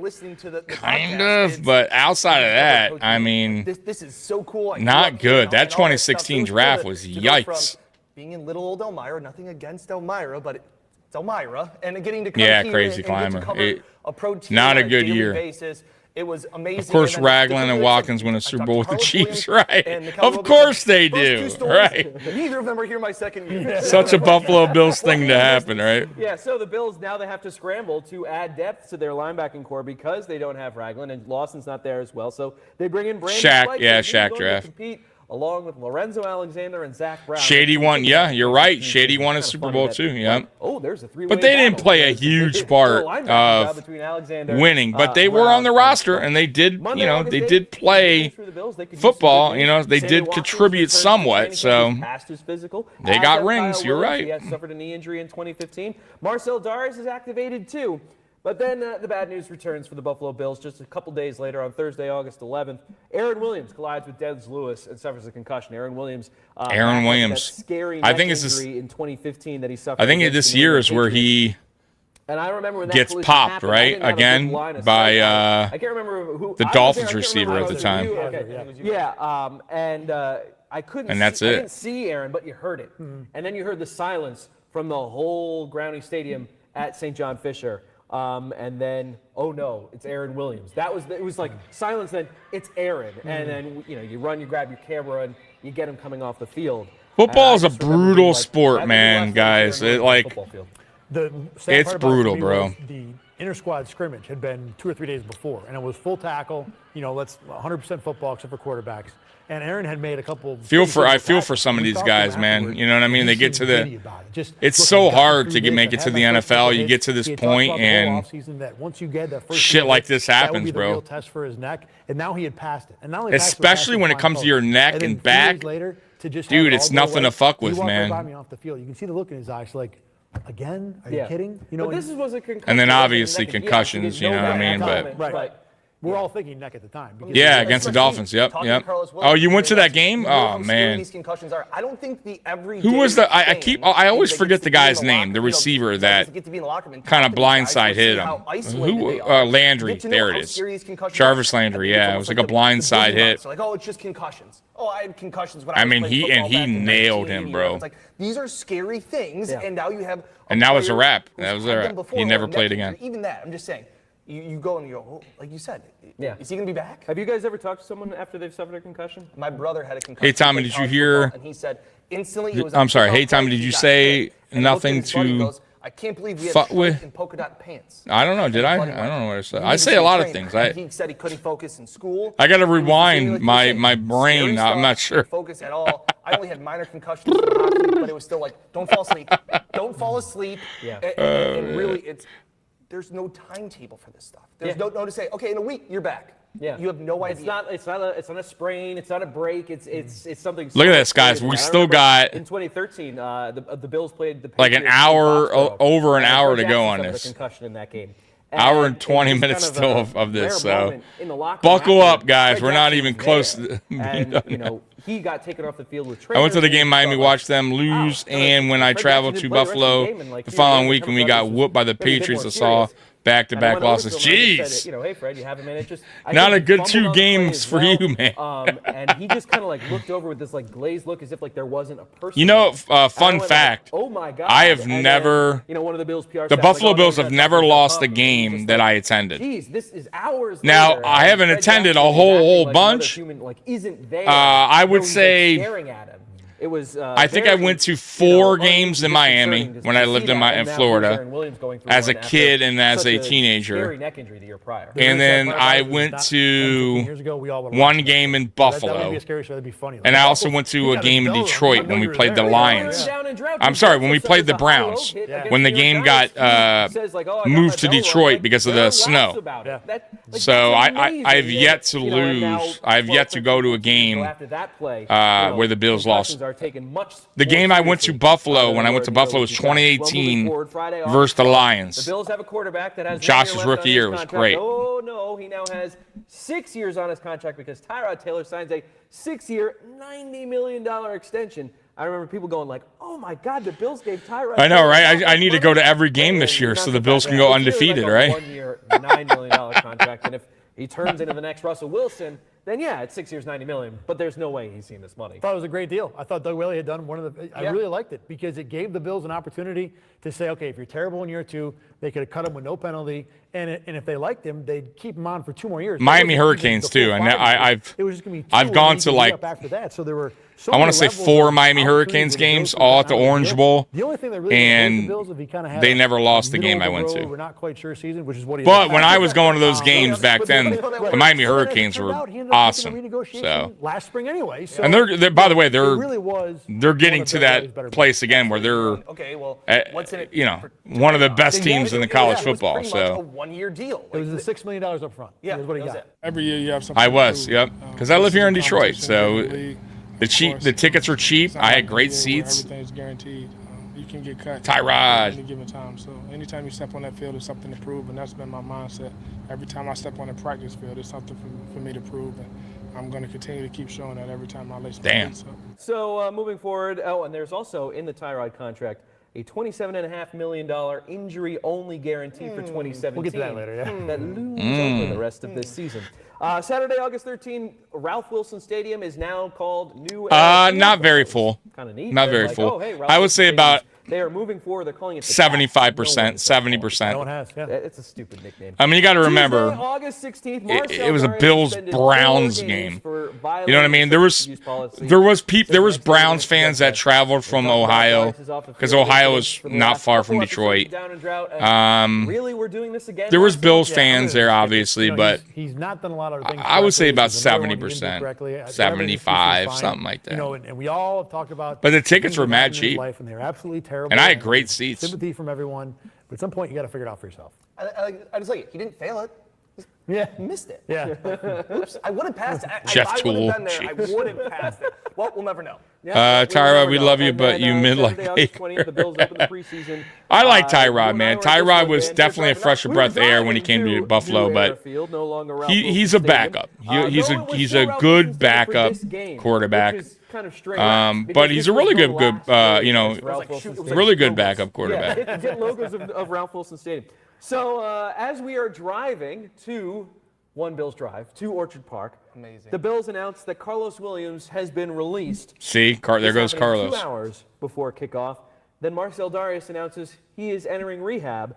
Wow. Surprises on game day typically happen during the game, but these are the 2016 Buffalo Bills. In the lead up to kickoff, the Bills announcing they've released running back Carlos Williams. Then Marcel Darius announced he will enter a rehab facility. After the game, all the talk was about the 2 guys not on the sideline or the Buffalo Bills. Yeah, there was a lot that went on from the time that we got to the stadium today until we kicked off. Yeah, big news, and hope both of them learn from all this and come out as better people. When I came in, they told me about it, and I was shocked. But I kind of see Los as a younger brother, so I was obviously just one of those things. You know what I mean? This is a business, and you got to do your part. I think they played together in FSU. He's been around him a lot. I care more about him than I do his football career. Right. So I want to see him be better. And if this Dan is Carpenter, he also played for the Dolphins, by the way. Thought that he needed to take. But Dan Carpenter, damn good kicker. Work out in the long run better for him, then so be it. We're driving up there, and it's like, all right, Dan, like this. Come on, fellas. This is Dan's first. This is how it works. We're gonna do a story, and then you're gonna do a story, and this is how it's gonna go. And I remember just being like. And I remember there was the talk about who's going to be the 3rd running back. Was it going to be this Gilson guy or Wilder? And Carlos Williams will get his act together. He'll serve his penalty, but he was a great guy. And it was like, oops, he won't get his act together. He's not there anymore. And it's like, oh, okay, like, all right, we got one story now. And like literally, again, it was like 15 minutes later. It's like Darius entering rehab.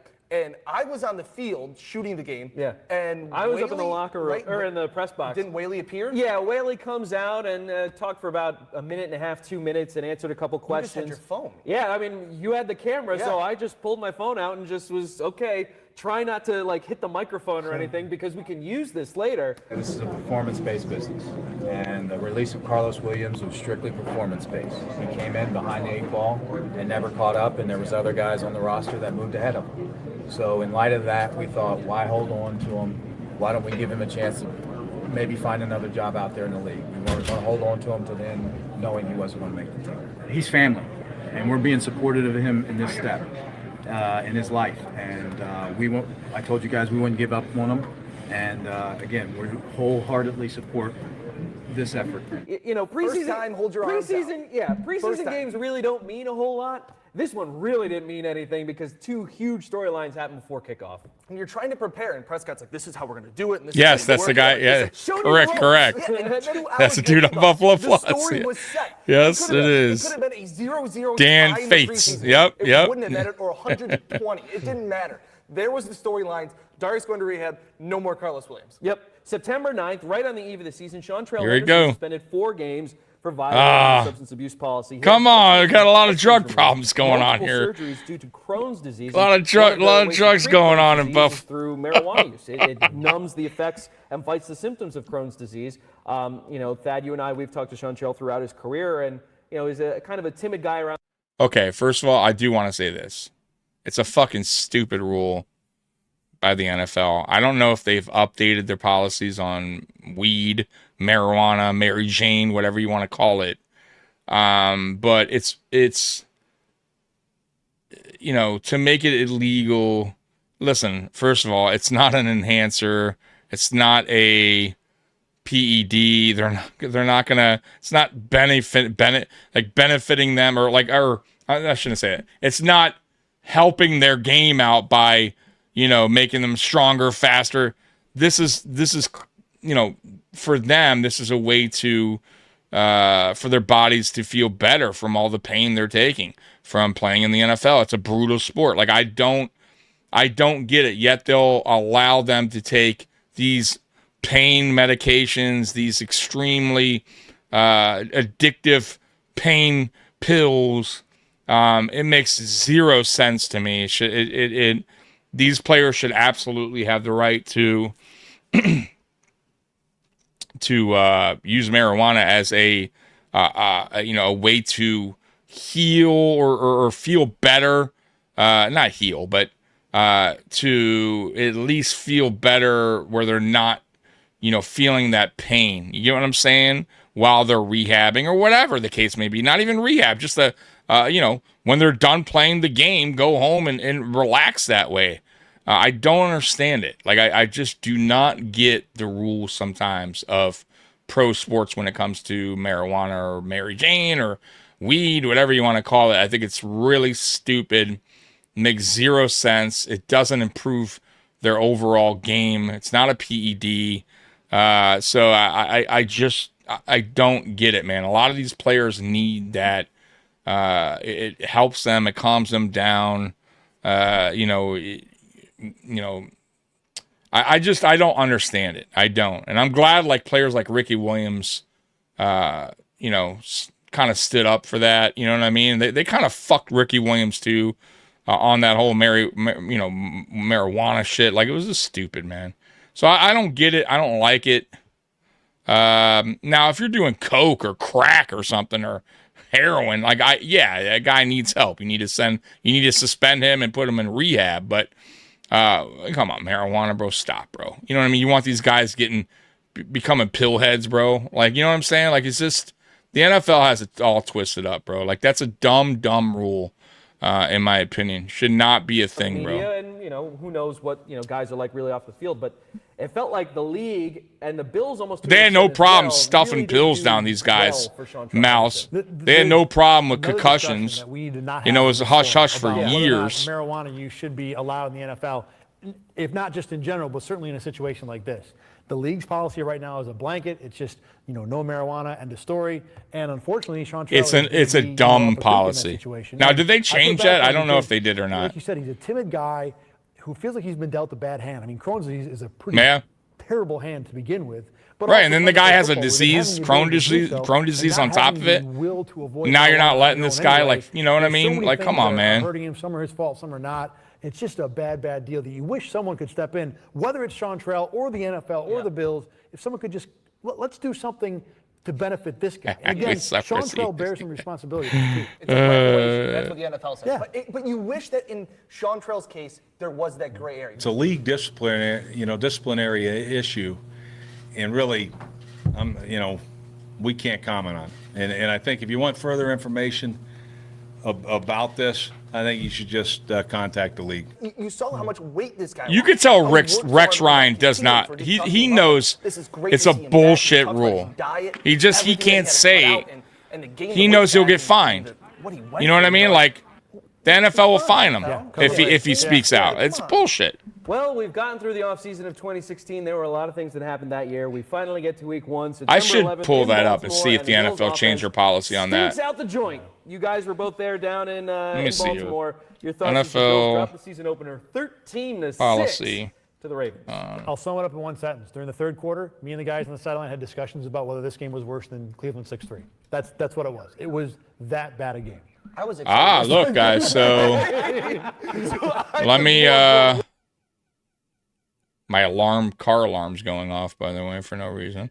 Now, I'm a state you can get weed. In Michigan, too. Matter of fact, here in Michigan, it's totally legal, but I went to I work on site at a construction, you guys know, or if you don't know, I do on-site security, so I sit in a parking lot for like 12 hours. Well, where I'm located here in Detroit, where I'm doing the on-site security, across the street is a pizza place. So it's kind of convenient if if I get hungry, I go across the street, quick grab some pizza or a sub or something. But I went across the street the other day on Thursday, I believe, got some food. And you know when you go into like these shops, these pizza places or a restaurant or whatever, like a smaller business, they usually they'll have people will leave business flyers in the restaurant or in the Coney Island, whatever, you can grab or whatever.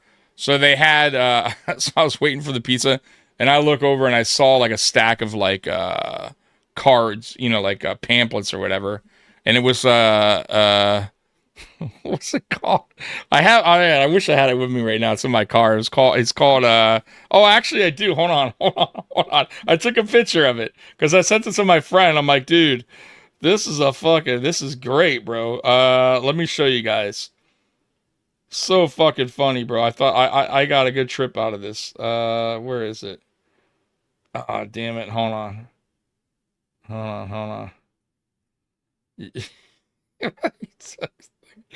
I'm like, no way, bro. Give me a minute, guys. I know I have it here somewhere. I'm like, man, has times changed, man? Oh, here it is. Look.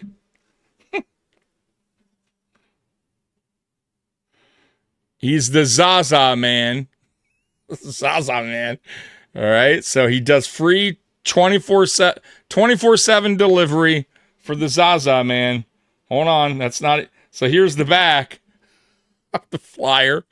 So there's his deals 24/7. Free delivery. We bring the Zaza to you. And you get 4 free grams of top shelf house mix on your first delivery. Yeah, man, some times have changed. But I just looked up the NFL policy now on marijuana, right? I guess they have changed. The NFL substance abuse policy no longer suspends players for positive marijuana tests. Instead, treating cannabis use with targeted fines and evaluation. So they're still fining them, which is bullshit. I mean, unless I'm reading that wrong. In December 2024, the league and the NFLPA updated the policy to raise the positive THC threshold and significantly reduce financial penalties. So they are still giving fines out, but they're not suspending players, basically. It says the baseline for positive tests increased from 150 ml to 350 ml. No suspensions. Players are no longer suspended for positive cannabis tests. Fines.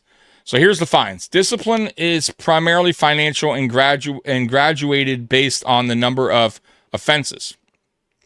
So $15,000 for a first positive test, $20,000 for a second, 1 game pay for a third, and a 2 game pay for a fourth.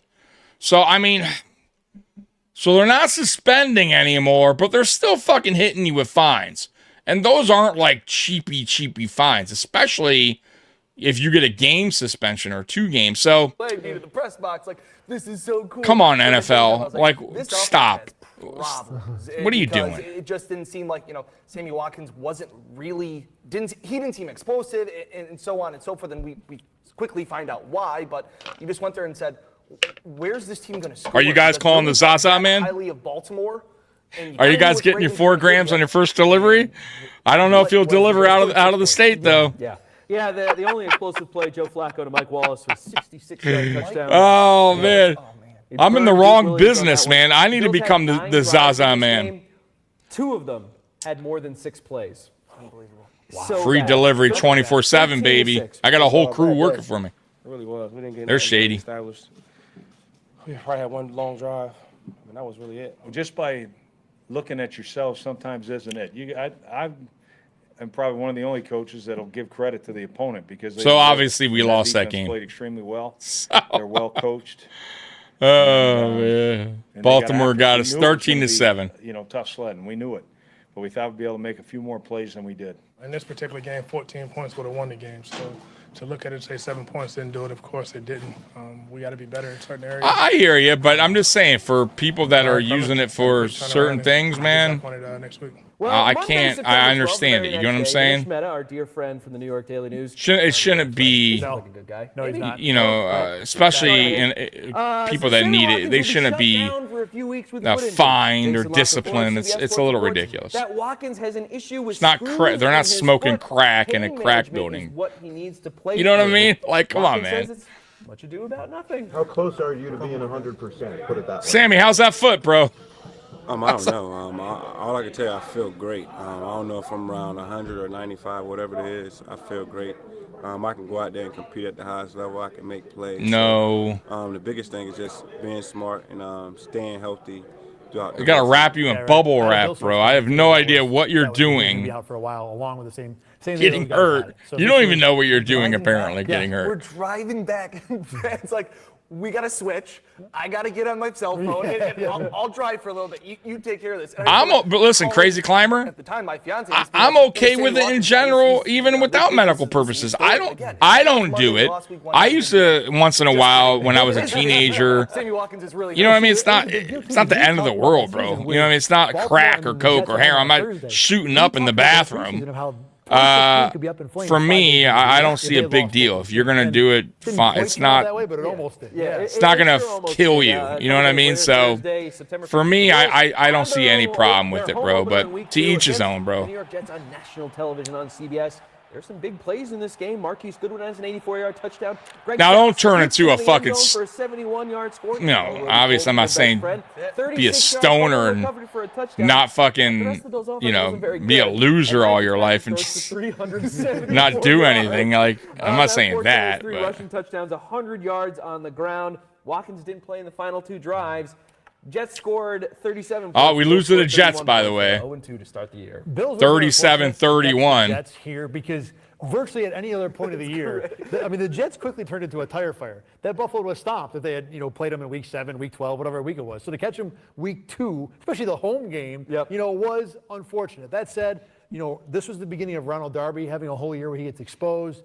And the Bills' offense, again, even though they scored all those points, did it on like 4 big plays. They were almost as bad as they were against Baltimore. Yeah, that tire fire was on fire today. Fitz looked like it was like. Yeah. Tom Hey, Brady had Fitz beat us. magic, It was like- beat us. Come on, Fitz. Yeah. And you're sitting there Don't like, do it to us. Fitz, and you find out the rest of the season, Fitz is terrible.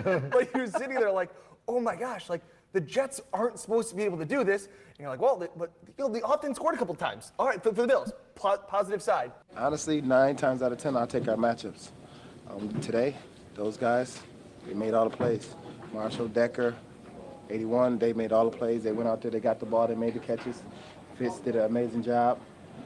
We tip our hat to them. They played a great game today. And then we get to Friday. Yeah. This is such a stupid team. Because we had to tape the show. Yeah.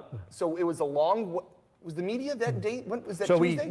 all right, we'll give the whole story. To take everybody behind the curtain, we do a weekly show called Inside the Buffalo Blitz, but it's usually taped Thursday, airs Sunday. Because we had a Thursday game, we had a live show on Thursday night that we had to prep for using mainly stuff we got from Wednesday, a little bit from Monday. So we do. So Wednesday we go to Buffalo, we do all our work. We turned it into a half-hour Fitz show, stinks. at least the parts of it.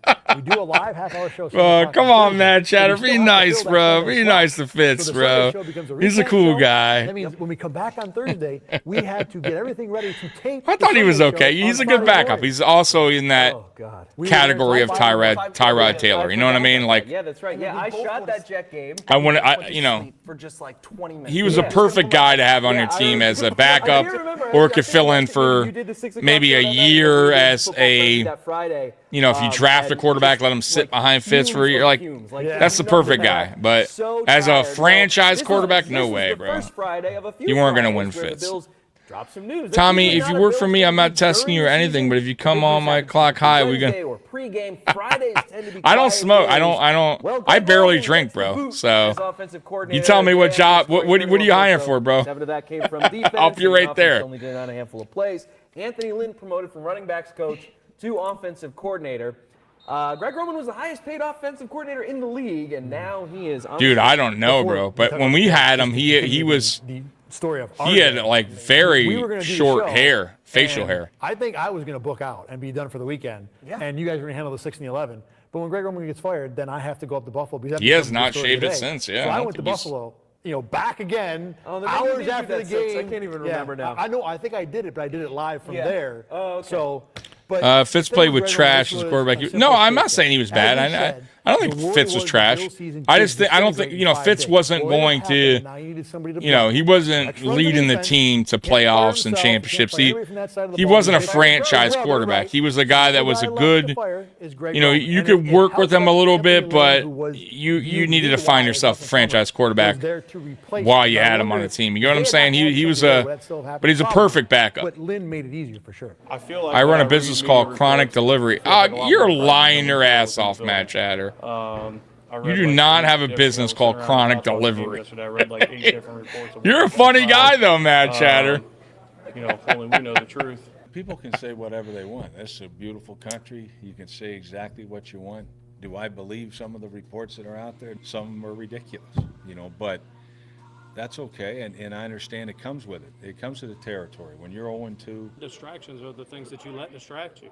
The last month has been distracting. Well, you can go all the way back to the off season and the off season before that. The only distraction is the ones that you let in. Unbelievable. They get gashed by Ryan Fitzpatrick, and you can the offensive coordinator. And again, it's just like you said, it's just the most beautiful scapegoat where you just went, wait, what? Yeah. Like you went, what? Yeah, and I remember the thought. I would do that if the money was good, though. If that was. If the Zaza man wanted to hire me. And there was talk that Greg Roman would have been the head coach. If the pay was good, hell yeah, dude. Because I don't smoke. I don't do any of that, dude. I'm not going to waste your product. Just pay me good money. I'll go ahead and do that for you. Tweets that he's ready to go, that he is ready to play in week number 3. Sunday, September 25th, the very next day, the Bills make Watkins inactive for week 3 against. Oh, come on, Sammy, inactive. Because not really a whole lot happened in it. Aaron Williams returns a botched snap on a field goal, 53 yards for a touchdown. LeSean McCoy has a pair of touchdowns. Bills win 33-18. Yeah, look at us. Finally. Here comes the 4-game winning streak, by the way. Everybody wasn't too. This was, again, we know who the Bills are. Sure, you won today, but we know who you are already. Yeah, I just remember there before the game, I shot that game and just being like, they're going to lose by 100, right? They're going to lose by 100. And the Cardinals, we all thought were good. Yeah, that's right. Cardinals, these are going to be these juggernauts, and like the Bills are just, they're licking their wounds. They're going to be so bad. It's like, just kidding. 2-1. Oh, hey, we're 1-2. It's okay. Yeah. It's all right. We're all right. There were multiple conversations in the sideline pregame about how, so what's the score going to be? 50-0? It was 60-0. Yeah, we all had that conversation. Yeah, Carson Palmer picked off 4 times, twice. By Carson Palmer. I don't know if anybody needed a win worse than we did Just feel very fortunate to get one. We know what everybody thought of our football team, and we knew that we were a better football team than that. We showed up today. Tell them, Rex. You know, again, I tip my hat to the coaches. I think they did an unbelievable job.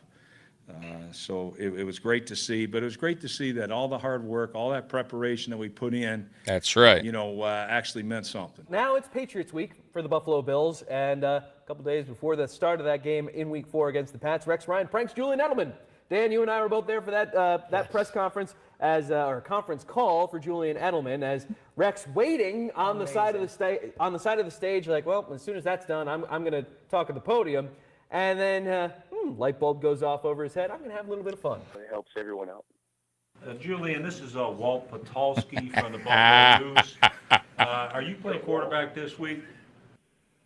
Huh? Are you playing quarterback this week? Well, I'm going to do whatever the coaches ask me to do, so you can ask Coach that one. All right, Julian, I will, buddy. And the conference call phone is right next See, to I that's going to be awesome. I like that. I like a coach with personality. There's nothing wrong with that, dude. I think it's funny as shit, man. I mean, it was Dan, be ready because Rex will be out, and we want to get Rex. Yeah. I didn't think Rex was going to walk over to the telephone. He walks out, and all the reporters are huddled over this one phone, and you just see Rex, and he's just like, I'm going to do something great. I'm going to get him here. And you're just like, I'm going to get on SportsCenter. I got it. Yeah. Oh, here we go. This is going to be incredible. It was. And so, yeah, and we have the video of it. But, yeah, Rex Ryan got himself on SportsCenter because he pretended to be Walt Patulski. Oh, dude, that's great. I think that's funny as shit, bro. Season, though. You know, I mean, yeah.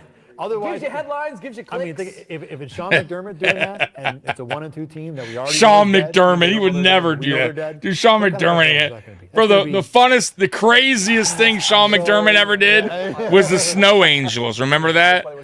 And for him, that was like unbelievable. Like, we were like, what? Whoa, Sean McDermott's doing Snow Angels? He can walk out in a Clemson Tiger costume. I can't believe Sean McDermott's doing Snow Angels. I Whoa. remember being, because I happen to have the video of Oh Rex my in Clemson, God. and I remember telling you, like, just make sure you have the camera pointed at the door when Rex comes out. And who knows, Come on, Josh, let's go do Snow Angels. But he may not one day, and we want to get that video. And, sure Oh, enough, there it goes man, over to the telephone. Well, on Friday, September 30th, the Bills shut down Sammy Watkins. So here's the second straight Friday where we're in Rochester like, really, Bills, you couldn't have one quiet Friday a week later? Sammy Watkins can return in 8 weeks.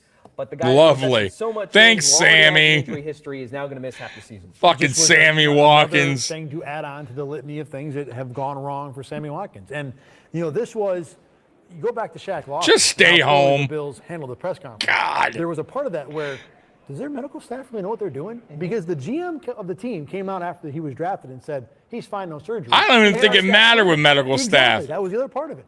And then a month later, he's under the knife. Well, Sammy Watkins, after there's a report following week 1 that he should be shut down for a while, plays in week 2 and then is shut down for a while, maybe longer than he would have been if he had sat down earlier. So not only is this a guy can sit out for fucking 2 years and still get hurt.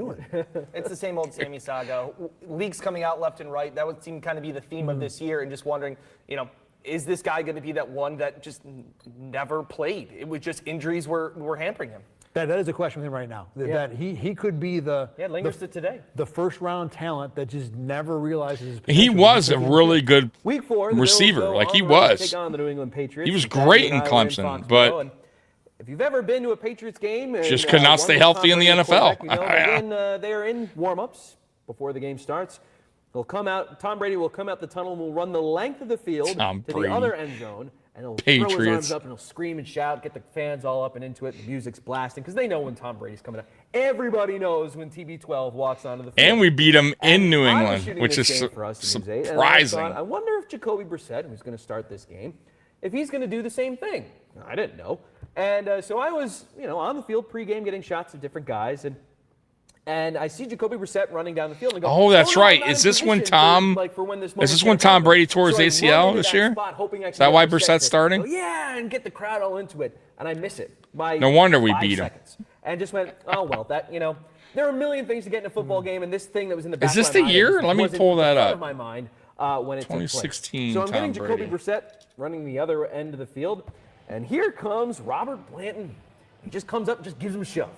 And I went, oh! And here comes Aaron Williams. Oh, I didn't gotta go know. back. Sorry. And so I was, on the field pregame getting shots of different guys, and I see Jacoby. Yeah, he was Brissett suspended running 4 down the field games. and go, All right. Oh no, I'm not in position for when this moment's going to happen. So I run into that spot hoping I can get Brissett to go, yeah, and get the crowd all into it, and I miss it by 5 seconds. I just went, oh well, there are a million things to get in a football game, and this thing that was in the back of my mind, I just wasn't at the front of my mind when. Got a fight going So down. I'm getting Jacoby Brissett running the other end of the field, and here comes Robert Blanton. Yeah! Just gives him a shove.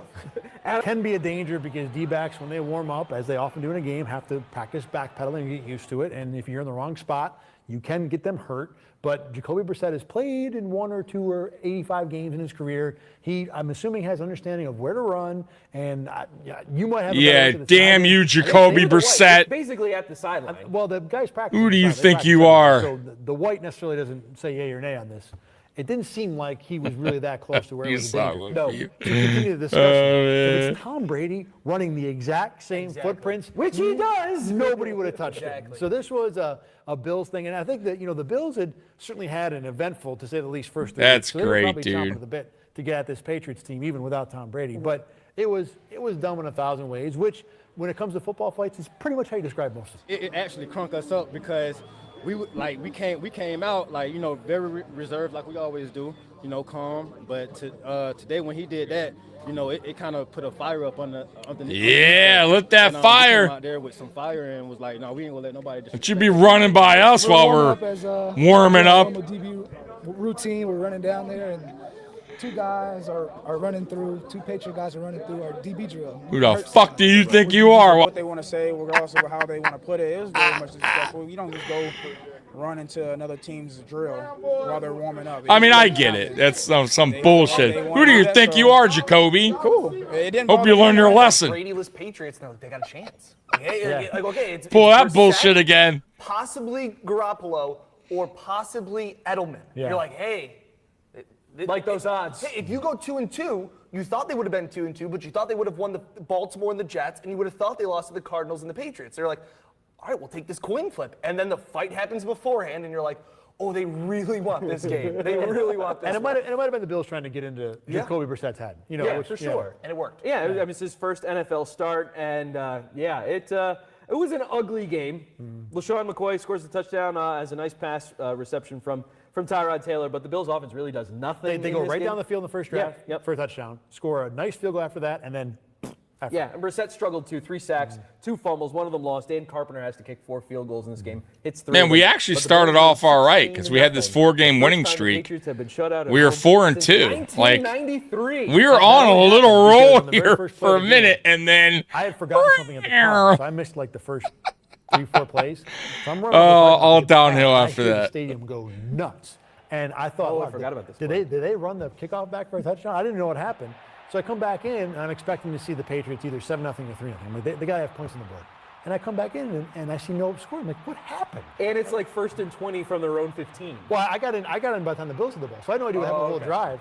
But I come back in and realize that they had hit on some sort of like underneath play that Edelman ran all the way down to the 1. It came back on a hold. If there's no holding on that play, do the Bills even win that game? You know, because the England's probably up 7-0, and then we go from there. Brissett also has a fumble in the red zone later in that game too, where he fumbled the ball, so that happened. But if he hadn't, who knows? Perhaps the Bills don't even win that game that Tom Brady was not the quarterback for. God, it feels good to finally win here. Been close about 6 times. Finally won. One was great. I mean, there have been several times that we got beat. I get the record. Everybody knows my record. Thought we had a chance in about half those things, but they did a great job. They'd always outcoach us, and today we, like I say, they had a player out, guys. They had a player out, and we had our team here. Monday, At least he's honest about the player that was out. From suspension after the 4-game absence. Pretty big deal when Tom Brady's not playing and Jacoby Brissett is. Just throwing that out. He can't But even we'll get to take week it. We'll 5 take it. because he's now injured his hamstring going into the start of that Rams game that would be coming up the following Sunday. So you guys were out there in LA for that Week 5 game. Another weird game has a pick. Yeah, beating those no-good Rams. Behind Richie Incognito for one play. The ball goes over his head. then a play later, he converts a 3rd and 19 on his legs. Yeah. But, the Bills sack Case Keenum 4 times, pick him off twice. Case Keenum. Bills win 30 to 19, and now they've won 3 straight. They're over 500. It was either 16, I think it was 19-19 for a long time. Yeah. And on the field, my thought was the Bills are not going to win this game because they will not score another point. They might get out of it with a tie. They weren't going to score again.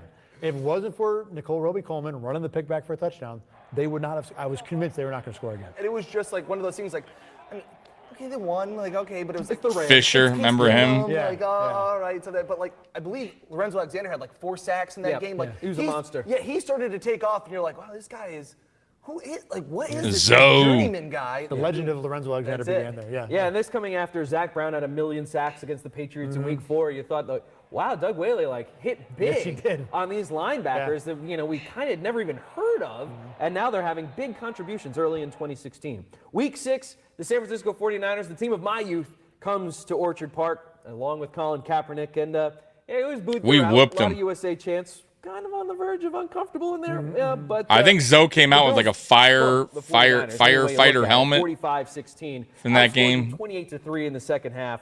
Now they're 4-2. Now they've beaten up on Yeah, Archie Palmer, 4-2. who's a million years old, Case Keenum, Jacoby Brissett, and whatever you think of Colin Kaepernick, like at the end of whatever run He was better has. at the end of the year, but at that point, he was not exactly. very good. Yeah. So I just remember, as we've said, 4-2, but we know that they are. They're not a very good team. They're just beating up on bad quarterbacks. We talked about how the next week they're going to play Miami on the road.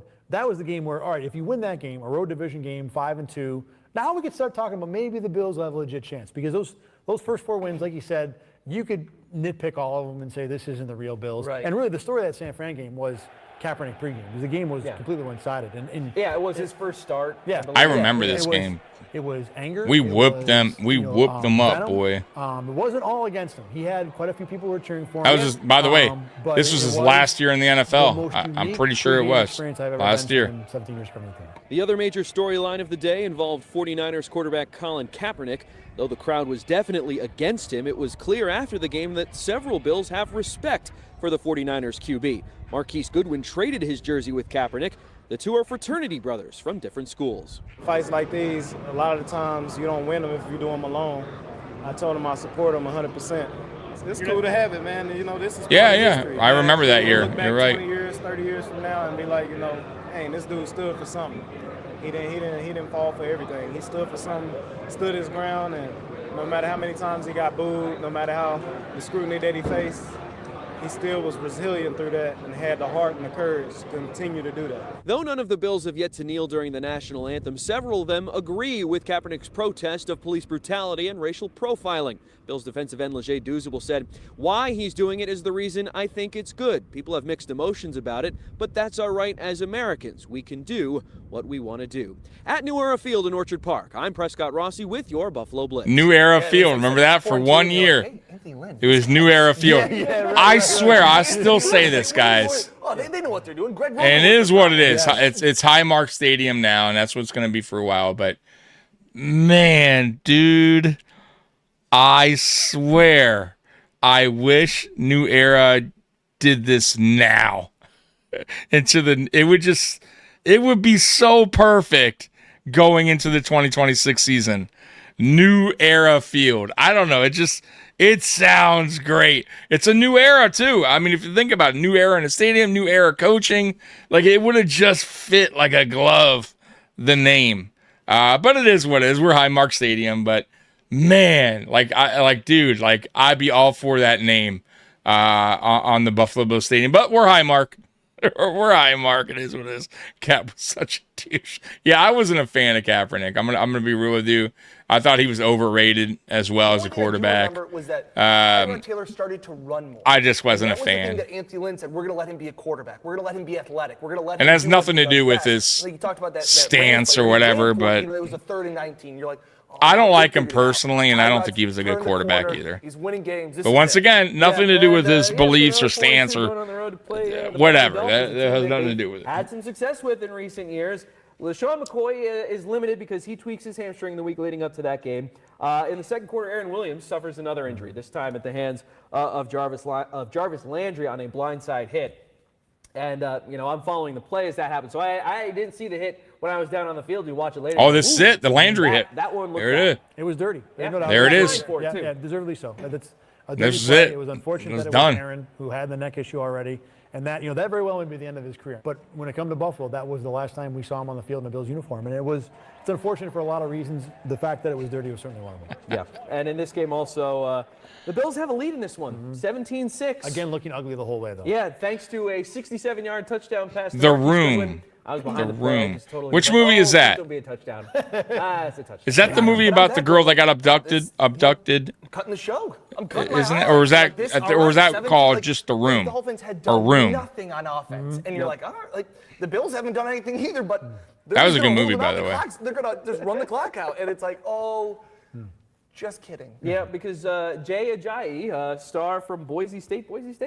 Remember Jay Ajayi? Yeah. He had a little run, Yeah, it runs for 214. and then he got Runs all paid over somewhere the else, place. and there are I a think couple Philly. games in this season, And games like he this was in never the where same when he you left can sense, Miami. like, the sand He had like a slipping good through your 1 fingertips, year and just, run with Miami, I just, think, like, get a maybe first 2. down, stop Got it, paid in Philly and did deep breath, nothing. and we will finish this game out. And they just couldn't do it. That And they was- just they could not do it. Tannehill then has a 66-yard touchdown to Kenny Stills. The Bills led with 5 minutes to go, and they ended up losing 28-25. And it was only a 2-point game because brutal. Reggie Bush, that's right, Reggie Bush. I haven't talked about him yet. Oh, that's right. He scored with like Oh, 14 okay. seconds. I don't remember. I mean, this was a game that was in your grasp, and you just totally gave it to Miami. Confirm we were. Man, what brutal, Well, we losing that tried close. everything. Believe me, we were trying, base defense. 28-25. Putting our, You win that base game, you go to defense 5 and against 2. Streetwise. It's we were trying a bunch of different things. maybe the Just, season works out a little differently. Who knows? We were up for But it- suggestions, I can promise you. Here comes the We were trying losing everything. streak. They were dead. I mean, that's what you come out of this game. Very simple. It was one of those ones where you're just like, well, that turned quickly. And there were a couple of games this year where you went, It's not even the worst one of the yeah. season. like I said, Save that one. There's Save that two one. more coming up. Yeah, so week 8, so the Bills reached the halfway point of the season. They welcome in the New England Patriots. Tom Brady is back. Tom Brady's back. What do you know? As Brady throws for 350 In yards Buffalo, and we 4 got touchdowns, whooped has a up. 53-yarder to Rob Gronkowski and a 53-yarder to Chris Hogan, which is just, man, the guy you let go away, and the guy from your backyard just picks you apart. The first quarter, he was coming at the press box. It felt like I was watching Michelangelo paint the Sistine Chapel. He was that good in the quarter. It's amazing. He's so good. It really is. So good. And when we've, And he's torched Rex and Rex. I can't say all the time because Rex got him a couple times With the early Jets. with Yeah. the Jets. But since then, when he threw for 600 yards at the end of last season, it's just like, oh, it is what it is. And it's like, he has made you just look so foolish. You know what? To Yeah, be and fair, with though, that, guys, Tom Brady Brady is now torched a lot of 26-3 teams. in his Stop career making it out against to the be like the Buffalo Ties Bills an NFL record were the set by only Brett team Favre that in Tom Brady 26 and 9 torched against the or the Detroit Patriots Lions. beat. Brady Bro, the has hit Patriots were a 26 games, dynasty, 26 bro. They were wins in a 6 last really year. good team, a great team. They beat a lot of teams. Like, they make it out like the Bills were the only team that had no answer for the Patriots. Everyone else could beat Tom Brady and the Patriots. Like, that's simply not true. Like, that is insane. They were when a you great think about team. How many wins he has at that stadium. You have to be on top of your game plan. You can't blow things in your game plan. You can't give him second opportunities with penalties and things like that. He's a Gronk? I don't know. I don't think so. What are you talking about? Let me know the name. It's snowballs. Way too many mistakes that we haven't made all season. And against, a guy like Brady, he makes you pay anytime you have a mistake. And we know that going in, and he was true to form. But we didn't deserve to win by any stretch. So week 9, the Bills. Yeah, you told me. Yeah, it's wild, huh? Monday night game in Seattle against the Seahawks. I was there for this one, and Here comes another ESPN, L. They have 9,000 cameras there, 9,000 members of the staff. The operation that they put on is super impressive, and the room where the Bills conducted their press conferences was the same room where ESPN has their production meetings before the game, and because it's a Monday night game, you get there super early. So I just happened to be in the room during that production meeting, and you're listening to ESPN's best directors, photographers, producers, and you're like, I'm getting a master's course on how to put together an NFL game. Well, they didn't get something that I got, because a couple minutes later, maybe an hour later, I'm shooting people walking out of the tunnel, and it's a good time to get coordinators, coaches, linemen, guys who aren't going to have the explosive plays. We're going to get plenty of shots of Tyrod Taylor. We're going to get plenty of shots of LeSean McCoy. But here comes Catherine Smith, the special teams quality control coach, walking out onto the field. A couple other members of the coaching staff with her as well. And there was a fan sitting in the front row at Quest Field or whatever the stadium in Seattle is called this week. And he had been harassing every member of the Bills as they were walking out on the field. But as Catherine Smith walks out, he starts calling her waitress. And can I have a Pepsi, please? And just really just. I don't remember this. Disgusting. That's why I stuff. love And, this stuff. You know, That's why I love doing this series, man. Some of the stuff I don't recall. By, no expression, she didn't turn around. Did no exactly reaction. what she's supposed to do. Exactly. She just let the loser, say whatever garbage he wanted to say. But because the voice was so distinct, and because he was in the front row, I knew exactly where he was. So as soon as she walks away, I pan right back to this loser.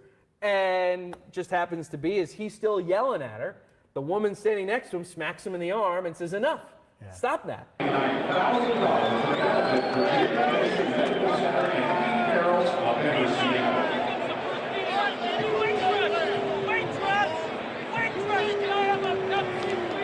Wow, you hear it. What a dick.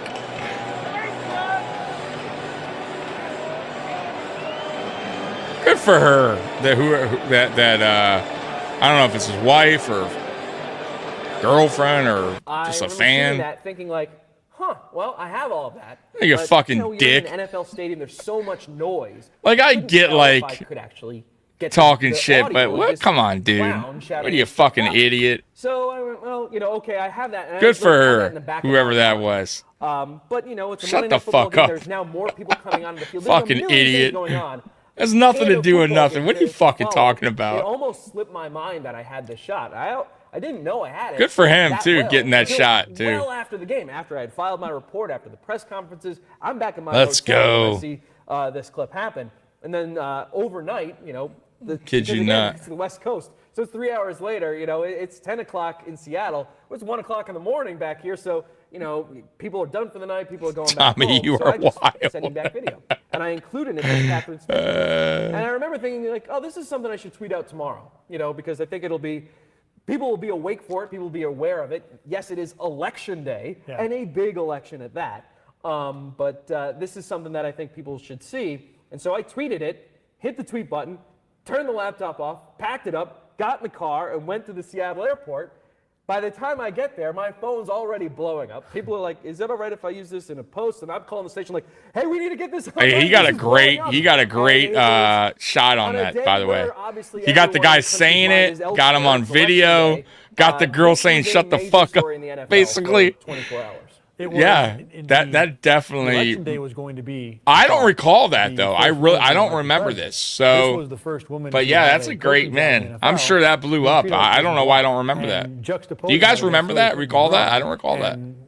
Potential victory as president of the United States was, I think, very poignant and very, impactful to a lot of people in America. Not to mention, it was just something dumb a guy shouldn't say. And hey, in the TMZ world, that kind of stuff will blow up on social media. And it's funny, I'll take the other side of that's why families don't want to go to games anymore. That's why there's no point when you can sit at home and control everything around you. Honestly, and it has nothing to do with that, by the way, but I prefer to watch games at home.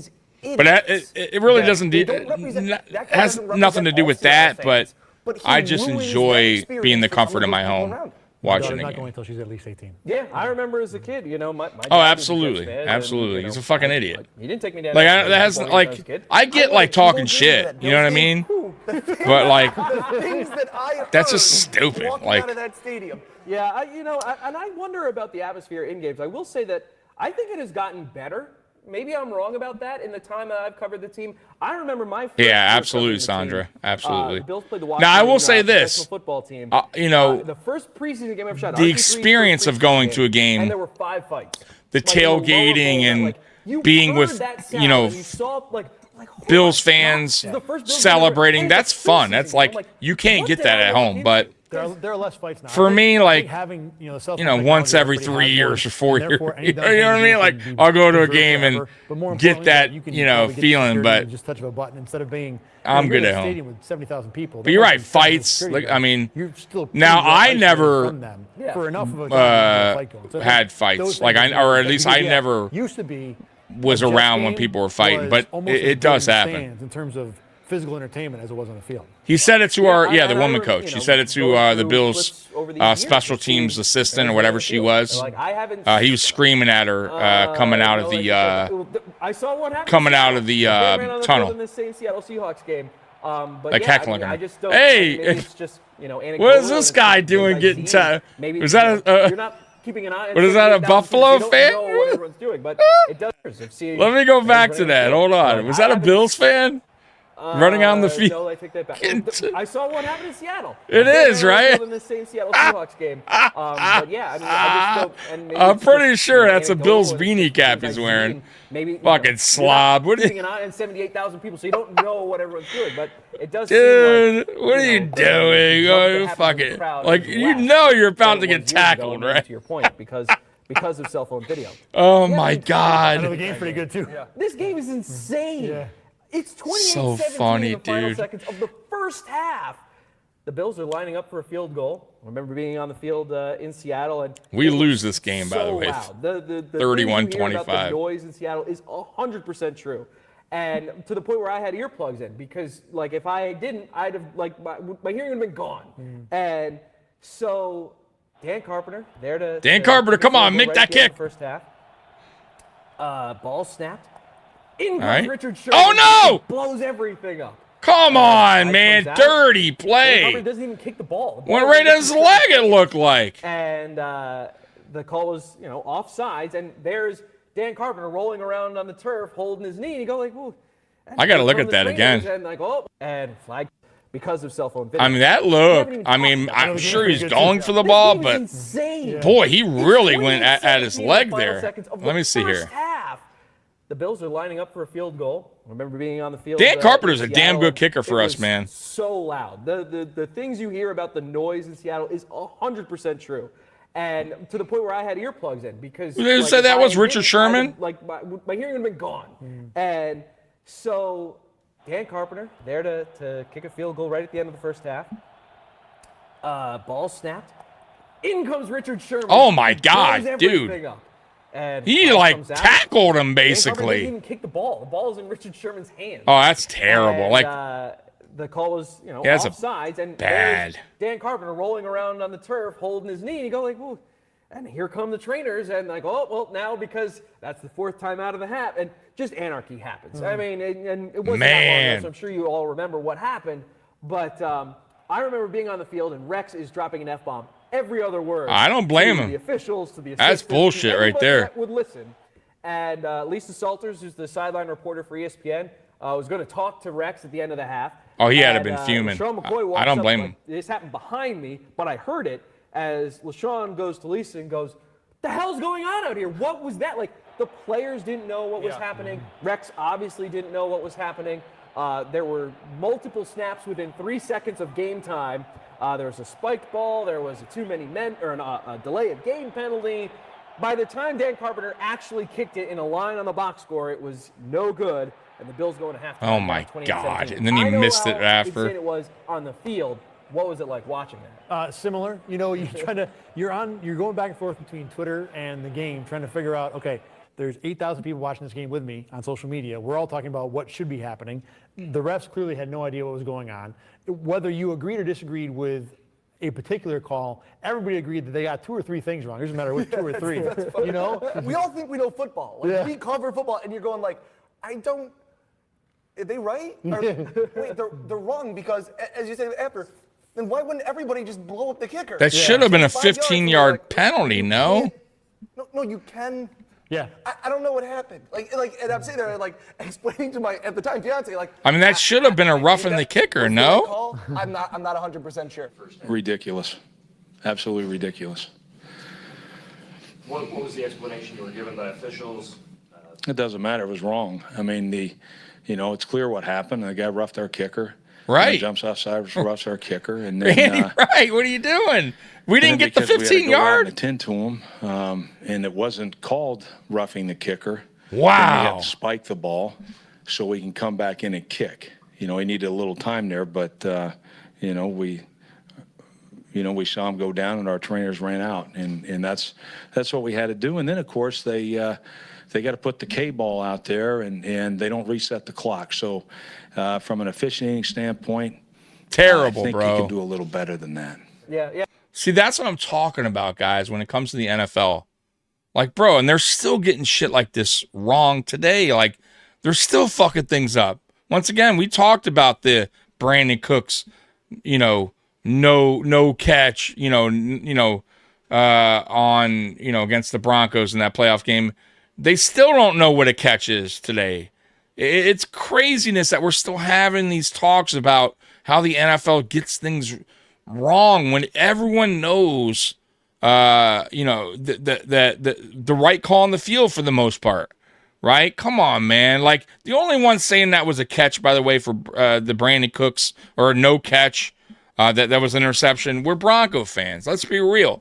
And even some Broncos fans were saying, that was a catch by Cooks, and he was down. Like, bro, they still get plays like this wrong, and that's outrageous, bro. Like, bro, how are you not gonna get a roughing the kicker and then make us do a call timeout because you're attending to an injured player that got roughed by the player? Bro, it's crazy, bro. Like, the referees absolutely hosed the Buffalo Bills in this game. Like, once again, I know it's a meaningless game and the Bills are the Bills, but you can't do that. Dean Blandino and the NFL come out and say that there should have been an unnecessary roughness penalty. Oh, thanks. Richard Sherman. All right. And then the second half of this game happened. So, I mean, there's just more things that just happened. But the Bills down 6 late in this game. Tyrod Taylor having maybe the best game of his career. Robert Woods definitely had the best game of his career. He was terrific. Bills work it down to the Seattle 15. Tyrod gets sacked twice. But then on the last play of the game on fourth and goal, Tyrod throws to the end zone. Richard Sherman decleats Walt Powell. The pass to Robert Woods is behind him. Game ends. Seattle wins 31-25. And that was not a happy Bills team after that one. No, they had a right to be upset about the field goal situation at half. That was botched. No guarantee Carpenter would have made the field goal even 15 yards closer, but c'est la vie. The end of the game was on the Bills. And this was an example of Tyrod. This was good Tyrod and bad Tyrod. Because he was good Tyrod for sure. For most of 3 3/4 plus. And then that last drive, there's one play going back on film. A few plays before they got to the 15, from the 30. He has Robert Woods open here, Charles Clay open here. Yeah. You throw to either one of them, it's probably 6 points or first and goal like at the 2, and he decides to tuck and run. And this is what's been Tyrod's problem. He will not pull the trigger when he has to. And you just can't play like that up and down the field. So when they got to the end of the game, or when they got to, where you needed to make a pass, he just didn't have enough opportunities left to do it. The decleating thing, totally legal, but they changed the rule since. You can't do that now. Yeah, that's what I'm saying. That's they got this wrong. Other side of the field, Tyrod wasn't even looking that way. I don't mean to say that, that had nothing to do, or that, you have to look a blind eye to that side of the field for penalties, but it had no impact on that final play. Let's remember, when you've lost and missed the playoffs for 17 straight years, one thing you get a whole lot of practice at is blaming the officials. And there is no fan base, I would argue, in professional sports. That was the cherry on top of what the heck happened at the end of the first half. Are these the replacement refs again? Like, what is going on? In Seattle, no less, too. And, Richard Sherman probably won't be getting any free drinks in Western New York. No. Well, no, he's mean mugging like he's doing, and, whatever. But, guy's a great player, but he did I guess it wasn't as bad as I thought. I thought he roughed our kicker, when it was a ridiculous play, no question. Then he's over on the sideline basically taunting us. And so I had some words. I think I said that, you're too good a player to act like an ass. I think that's what I said. So the Bills go into the bye at 4-5. They come out of it. They go on the road to take on the Cincinnati Bengals. And Sammy Watkins is out, though he's eligible to return. A.J. Green is injured 1 minute into the game. I remember being in Cincinnati thinking, oh, man, I get to see A.J. Green. He plays 1 minute, and then he's off on a stretcher. And I can't remember if he was done for the year, but definitely done for that game. For my fantasy team. Yeah, it's a big hit for fantasy guys nationwide. Andy Dalton picked off twice by Stephon Gilmore. Mike Nugent misses not 1, but 2 point-after attempts. Bills win 16-12 in a really nondescript game. But that was a game going in, there was question marks about the secondary of, can anybody cover anybody? And on top of that, you're going up against A.J. Green. Well, they didn't need to worry about it. Yeah, man, well, happy early birthday. The most interesting man in the chat. His birthday is Monday, next Monday. Happy early birthday, brother. Nickel Roby-Coleman got exposed again in that game, and you're like, who's playing where? Well, yeah, Jimmy Graham had a huge game in that Week 9 game. And he has huge games against a lot of teams. But, yeah, they were definitely question marks and problems with the Bills' defense and secondary. So the Bills win in Cincinnati in Week 10, Week 11 to go 5-5. Saturday, November 26th, Watkins activated from the IR. He is back, baby. Week 12, they take on the Jacksonville Jaguars, and a game that probably should have been easy was not, but they still won. That was an exciting game. That was a fun game. That's a Jaguars game. I'm just saying, okay, again. We've covered a lot of these there. I'm just saying, again, new guy in the department. There were points all over the place, and it was like, this was a fun game for a new guy with the camera. Yeah, I was going to say the Bills trailed 21-20 in the fourth quarter thanks to a Blake Bortles touchdown. Bortles does it again against the Bills. Allen Hurns with the touchdown, but Tyrod Taylor to Justin Hunter. We win this game 28-21. Yeah, so the Bills win 28-21. Got a 2-game winning streak here. Winning record into the month of December. I think I looked at it. That's right. We are 6-5. Watch out. During the drought. During the drought, Yeah, so 6-5 with, 5 games remaining in the 2016 season. And we mentioned Chantrell Henderson earlier on Tuesday, November 29th. He's suspended 10 games for a second marijuana violation. And, again, it's a black and white issue, and there's no gray area for a guy that deserves that benefit of the doubt.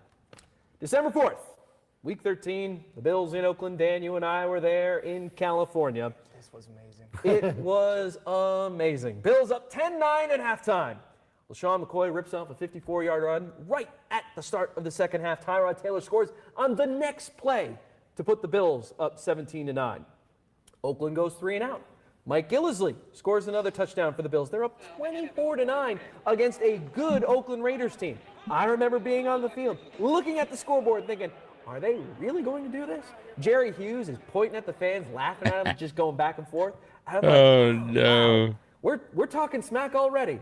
Okay, well, you're up by 15. I can't say you haven't earned it. For the dump that is that O.Co Coliseum, those fans, you were in awe. You've been to more stadiums than I have. Pre-game was like, this is cool. Yeah. Like, this black hole is a real thing. Yep. Especially with that team being good and promise with Derek Carr and Amari Cooper and all that stuff. You're like, this is cool. All right. And then they were silent. Yep. The Bills were just moving the ball up and down the field to start that second half, and you're like, oh my gosh. This was a game that you're like, if they win this one, we might really start checking off some games down the line. Yeah, and here's the thing, and especially doing Down and Drought and having this hindsight now, is that you look to like the high moments. At what point were the Bills closest to making the playoffs? Obviously 2004, Week 17, win and get in. Nate Clements has a pick 6. Their odds of making the playoffs in that position had to be exponentially higher than this moment in Week 13. But with the Bills up 24-9, looking at a 7-5 record with 4 games remaining and games against Cleveland, Miami, who beat them earlier, but not a great Miami team, and a Jets team that, as we said, has turned into a tire fire, they are going to win probably 9 games, maybe 10, and get into the playoffs, and the drought is over at this moment. But it's 24-9. And then, I don't know what happened. I was there, you were there, you watched on TV. Many more people watched it on television. We wound up getting it all whooped. fell apart so quickly. Twitter was so hot. Whooped. It was just like, the Raiders aren't that good. The Raiders 38-24, folks. You don't see the Raiders a whole lot unless you're watching, whether it's your fantasy team, something like that. No, bro. I'm still. I appreciate you asking, Crazy Climber. They could get it going, and all of a sudden, I mean, look. Oh, they got it going. Yeah. Let me pause this real quick. I'm blessed that for all the donations and everyone that's kept me in thoughts and prayers, and trust me when I tell you, like I got more than I honestly would even that I even expected, right? But I was just actually talking to Mikey, who texted me, but I'm still like a bit away. And I got 3 weeks to move and come up with about $2K. And then you got to remember, I got bills on top of what I got to do to move. So I'm a bit away, and I'm a bit, time is my worst enemy right now. So thanks for asking. I'm close, you know what I mean? But I'm still far away, it seems like. You know what I'm saying? So, luckily I do work tonight. I got an extra day tonight. I got an extra day on next Sunday too, but that's nothing. It's not going to really, it's not going to not gonna really make a big dent in what I need. But no, I'm just gonna keep pushing the GoFundMe, and hopefully in 3 weeks it gets closer and closer to what I need to make the move possible, and yeah, and then go from there, man. But once I'm in the house, bro, once I'm moved in officially and I figure all this out, dude, I'm good to go. You know what I'm saying? Hopefully no setbacks. Hopefully nothing bad happens to me, but I just got to get this move done with. But that's where I'm at right now, but I appreciate you asking me. There hasn't been much talk about Bass this offseason. He got new Timberland boots. He'll be fine. I'm worried about Bass. I'm worried because I have not heard anything. They didn't allow media there when they had mini camp. Now, obviously, training camp media is going to media is there for portions of it.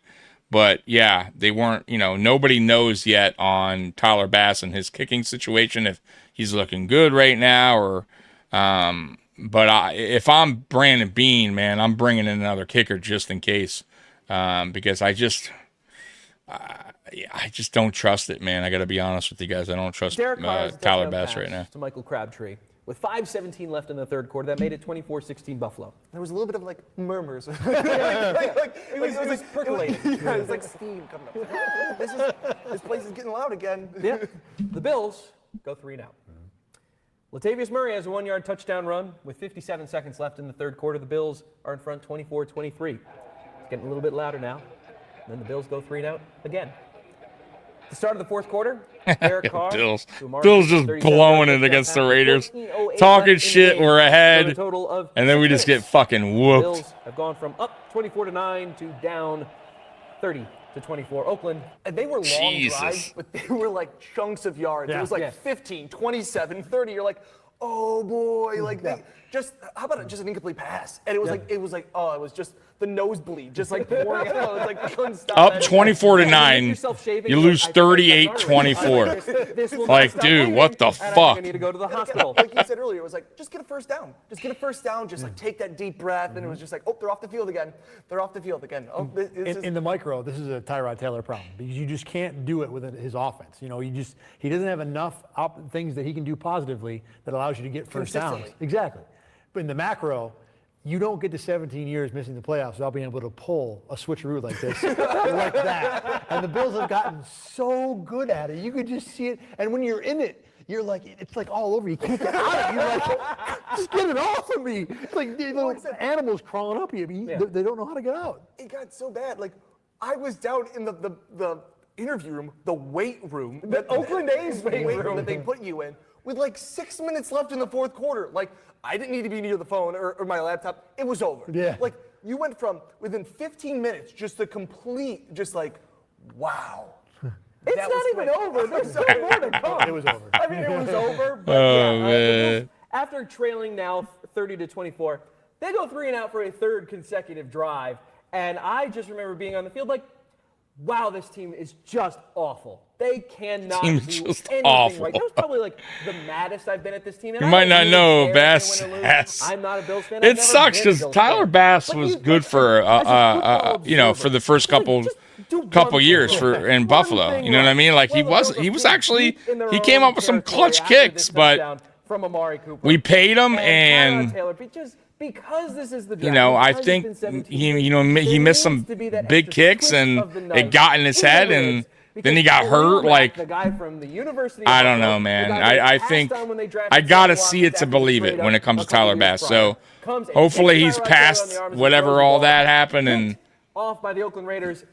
He's back to being what he was, his first 2 or 3 years with us. When they hit the 2-point conversion. I know. But hey, let's not throw bad energy out there. You know what I mean? Like, I'm all about good energy now. I'm trying my best. You know what I mean? Like, I do believe in that, by the way. So I do believe in good energy and not putting bad energy out there. So we'll see. But that doesn't mean I'm not concerned. Doesn't mean I'm not concerned. It was like, nope, didn't do it. When you cover a team like this 365 days a year, it really comes down to those 16 days. So you're always, I know when I'm watching on TV, I'm like, I can't get any work done. I'm just like, yes. And then 38-24, I turn back to the keyboard and I'm done. Back to work. Yeah, and then just a second cherry on top as Khalil Mack has a strip sack fumble on the next Bills drive. So Khalil Mack. 5 consecutive drives for the Bills, 3 and outs, an interception, and a fumble caused by Khalil Mack. And we can pretty much skip the games for the rest of the year. That's when before he went to the Bears, right? They're still alive at this point. They're 6-6 with 4 games Or was it the remaining. Bears he played with? Maybe it was the Bears. I'm sorry. Was it the Bears he played for? It was, right? And then the Bears traded him to Oakland or whatever, LA. And then he went to the Chargers, correct? I'm pretty sure that's the way it went. Like, I know you need help. Like, we're getting to Christmas, and I remember my stand-up being like, well, it wouldn't be a miracle on 34th or 1st Street or whatever it was. It'd be a miracle on One Bills Drive for them to make the play. Oh, they gotta be. They gotta be bitter. Crazy climber. Like, there was writings on the wall. Las Vegas Raiders. I mean, it's not the same, dude, as LA or Oakland. Stop. Las Vegas. I mean, it is what it is, but they ain't the Raiders. That's not the Raiders. Where you're like, so Ryan, like, what happened in that? Like, you don't even get to talk to the stars. They were so disgruntled. You're like, nope, they're not ready yet. Oh, damn! Remember that, Coach? One of the NFL's best, the Bills look like a team ready to make a major statement, and then it all fell apart. For the second straight week, LeSean McCoy opened the second half with an explosive play. Yeah, we started this game off great. Bill scored on the next play, and they just shit the bed. Then the Raiders took over. First minute of the fourth quarter, Oakland down by 1. Derek Carr to Amari Cooper for the go-ahead score. Hey, Amari Cooper! 29-0 run by the Raiders. The Bills had no answers on the field, and we're still looking for answers afterward as the Raiders win 38-24. I mean, it just didn't go well today, like we planned. We had a great game plan for this game. We kind of pushed them around up front. The guys up front really blocked well.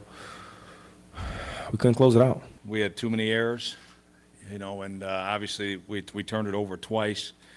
We never managed to turn over on defense, and that was a big difference in the game, I thought.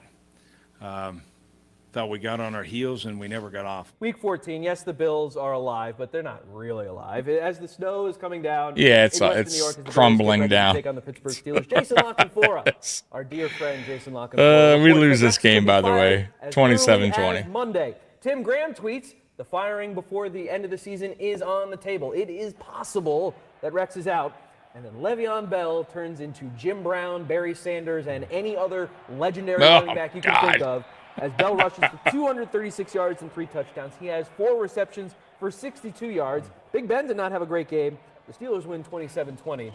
And, the writing's looking to be on the wall for Mr. 1 Rex Ryan. The stakes for this game were simple for the Bills. Beat the Steelers and keep their season alive. Instead, they folded. Yes, the conditions were rough, but that didn't bother Le'Veon Bell, whose 298 total yards were more than the entire Bills offense put together. And now with this 27-20 loss, the Bills are looking at a 17th consecutive season without postseason football. It sucks.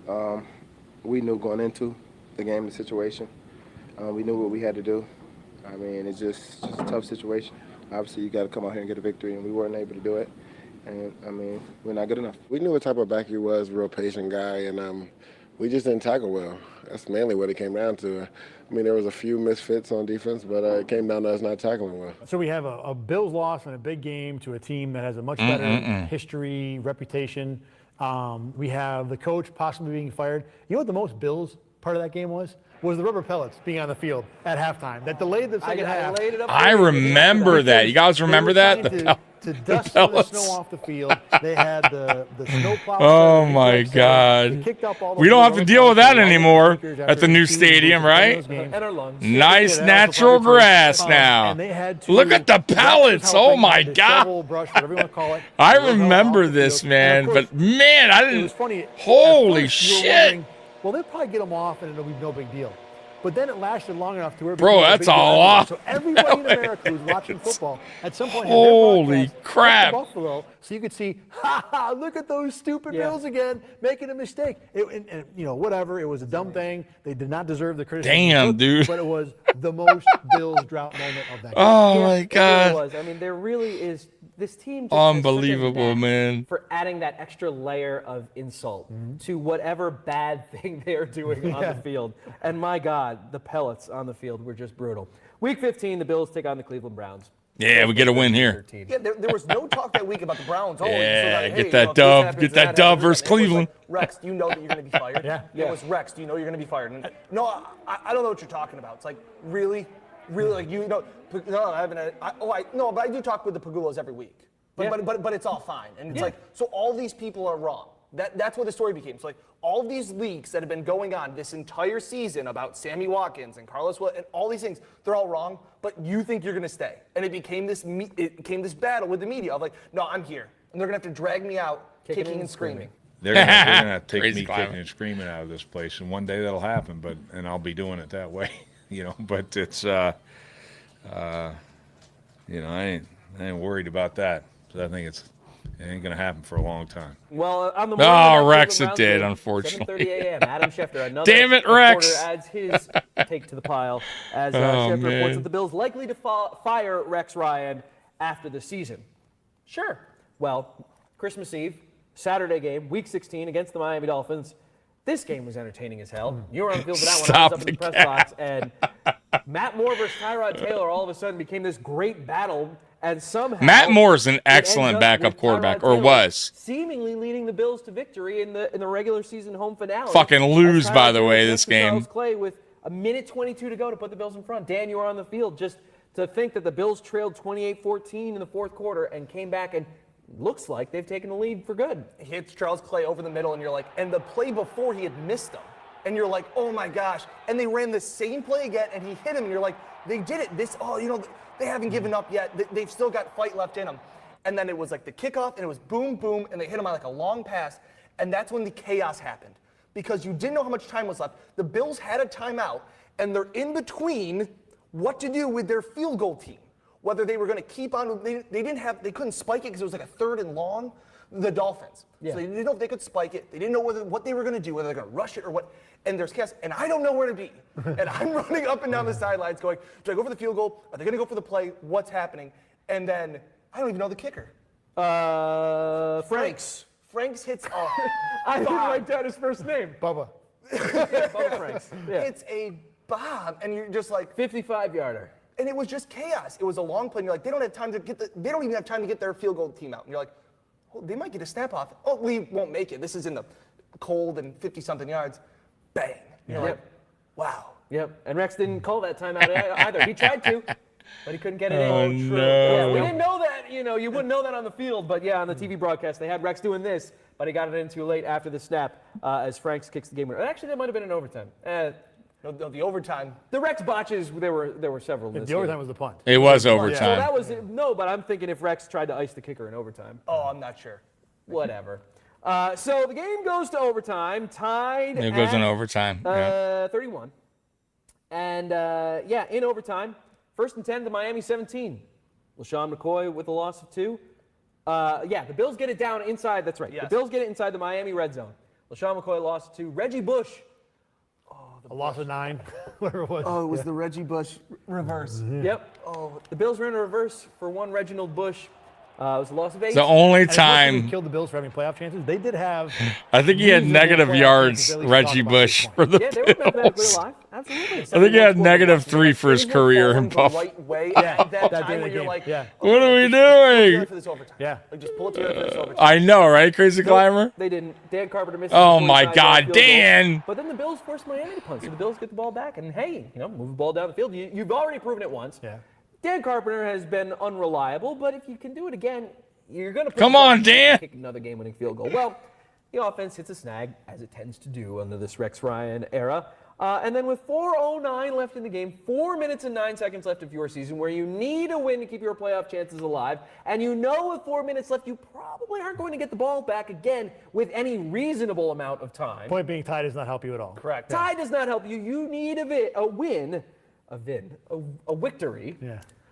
Rex Ryan decides to punt. And this Rex, is the first time I've been in no. the press box at Ralph No, Wilson Rex. Stadium, New Era Field, when a head coach has committed a blunder like this.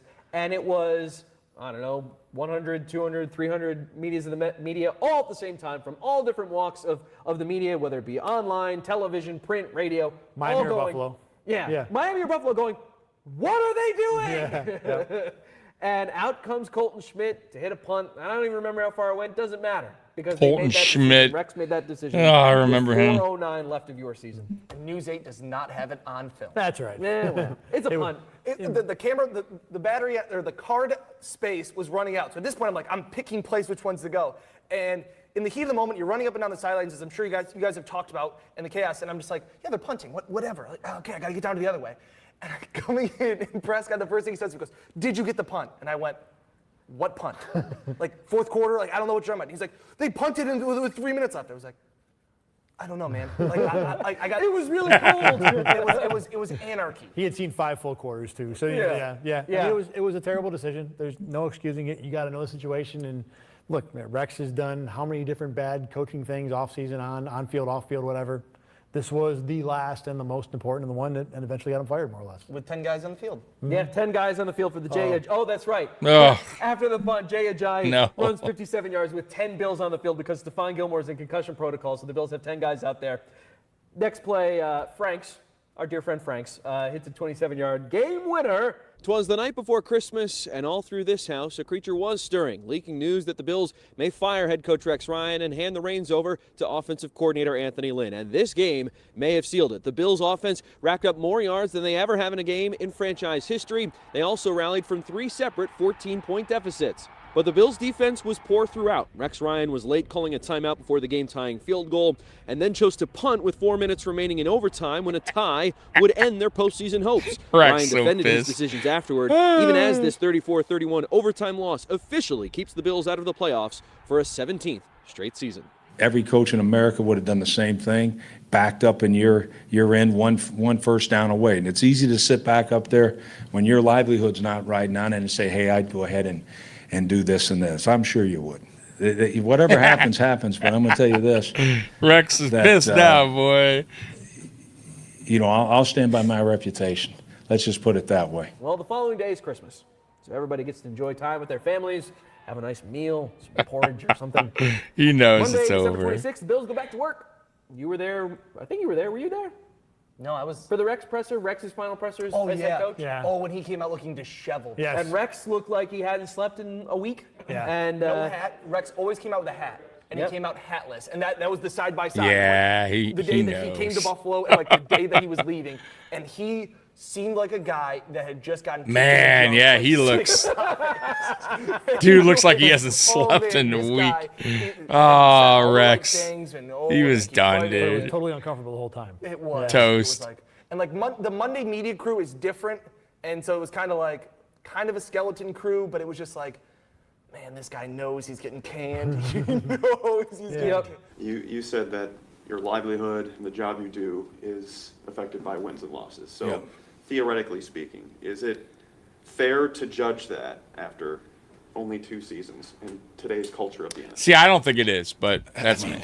Well, He didn't get a lot of time there, guys. I think the only person that it needs to affect, the only people, is Terry and Kim Pagula. That's who's going to make that decision on whether I'm here, whether this person's here, or whatever. That's who makes that decision. Sexy Rex, he checked and out so at that point. whatever they think is He is did. fair, He's that's the done. only He's thing checked that out, matters. yeah. You know, as a coach, I can just go out. He's That's a why I good said I'm dude, gonna try though, to and I win think this he's a game. good Trust me, coach, I'm going and to try to win this game. He's It doesn't honest. He's matter that it brutally doesn't honest, mean too, and anything. I To me, love it it. means a lot.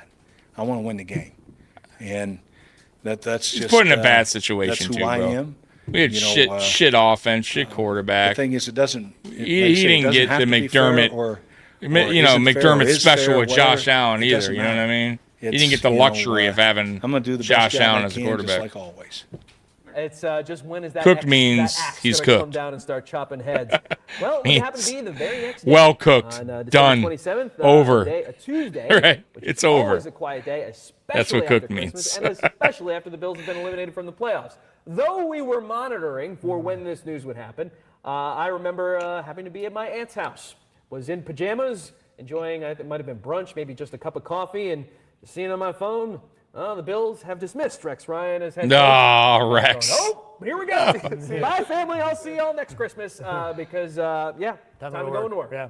The most unusual thing about this was the timing. And to allow Rex to come out and do his Monday press conference. You're right. as if At he's least, gonna I guess, coach fire Rex him and after fire the on season. Tuesday. Let him Unusual, coach because out we found out one later, game. Rex wanted to play Tyrod Taylor, and as you brought up like an hour ago in this broadcast, they didn't want him to do that because if Tyrod gets hurt, if he blows out a knee or something, then the Bills are on the hook for that $27.5 million. They didn't have anything to play for. They really had a young quarterback, Cardell Jones, who needed some time. You could have used the game on the field. So for Rex to run Tyrod in for a meaningless game against the Jets, it was a fireable offense. So I think the only thing that happened is disheveled Rex, who had seen the three ghosts of football coaching press, past, present, and future, visited with Terry Pagula and told him he was going to play Tyrod Taylor. And Doug Willie said, excuse me, that's a bad idea.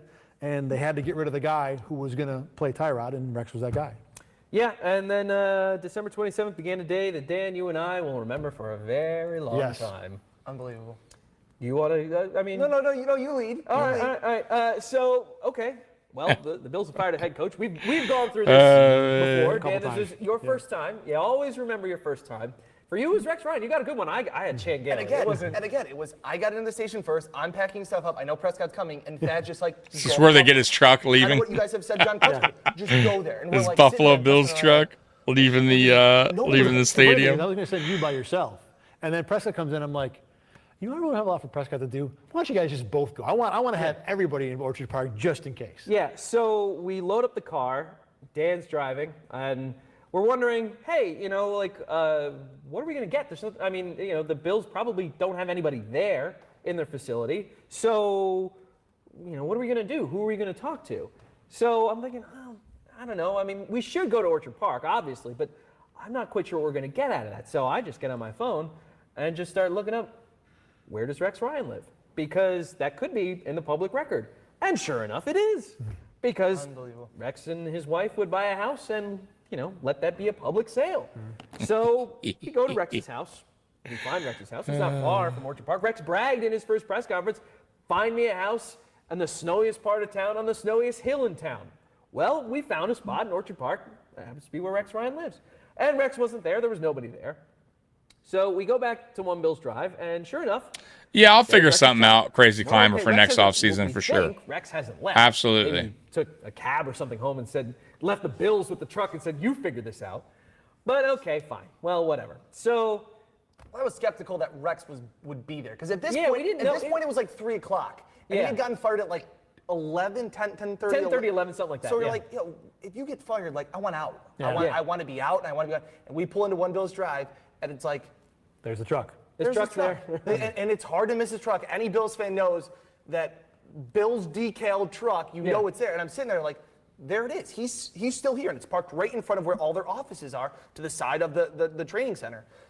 This is depressing, kind of like my life in general. See what's going on, and I said, well, buddy, sorry. Listen, I don't think it's depressing. I love going through history of stuff like this, and there's a lot of funny moments, a lot of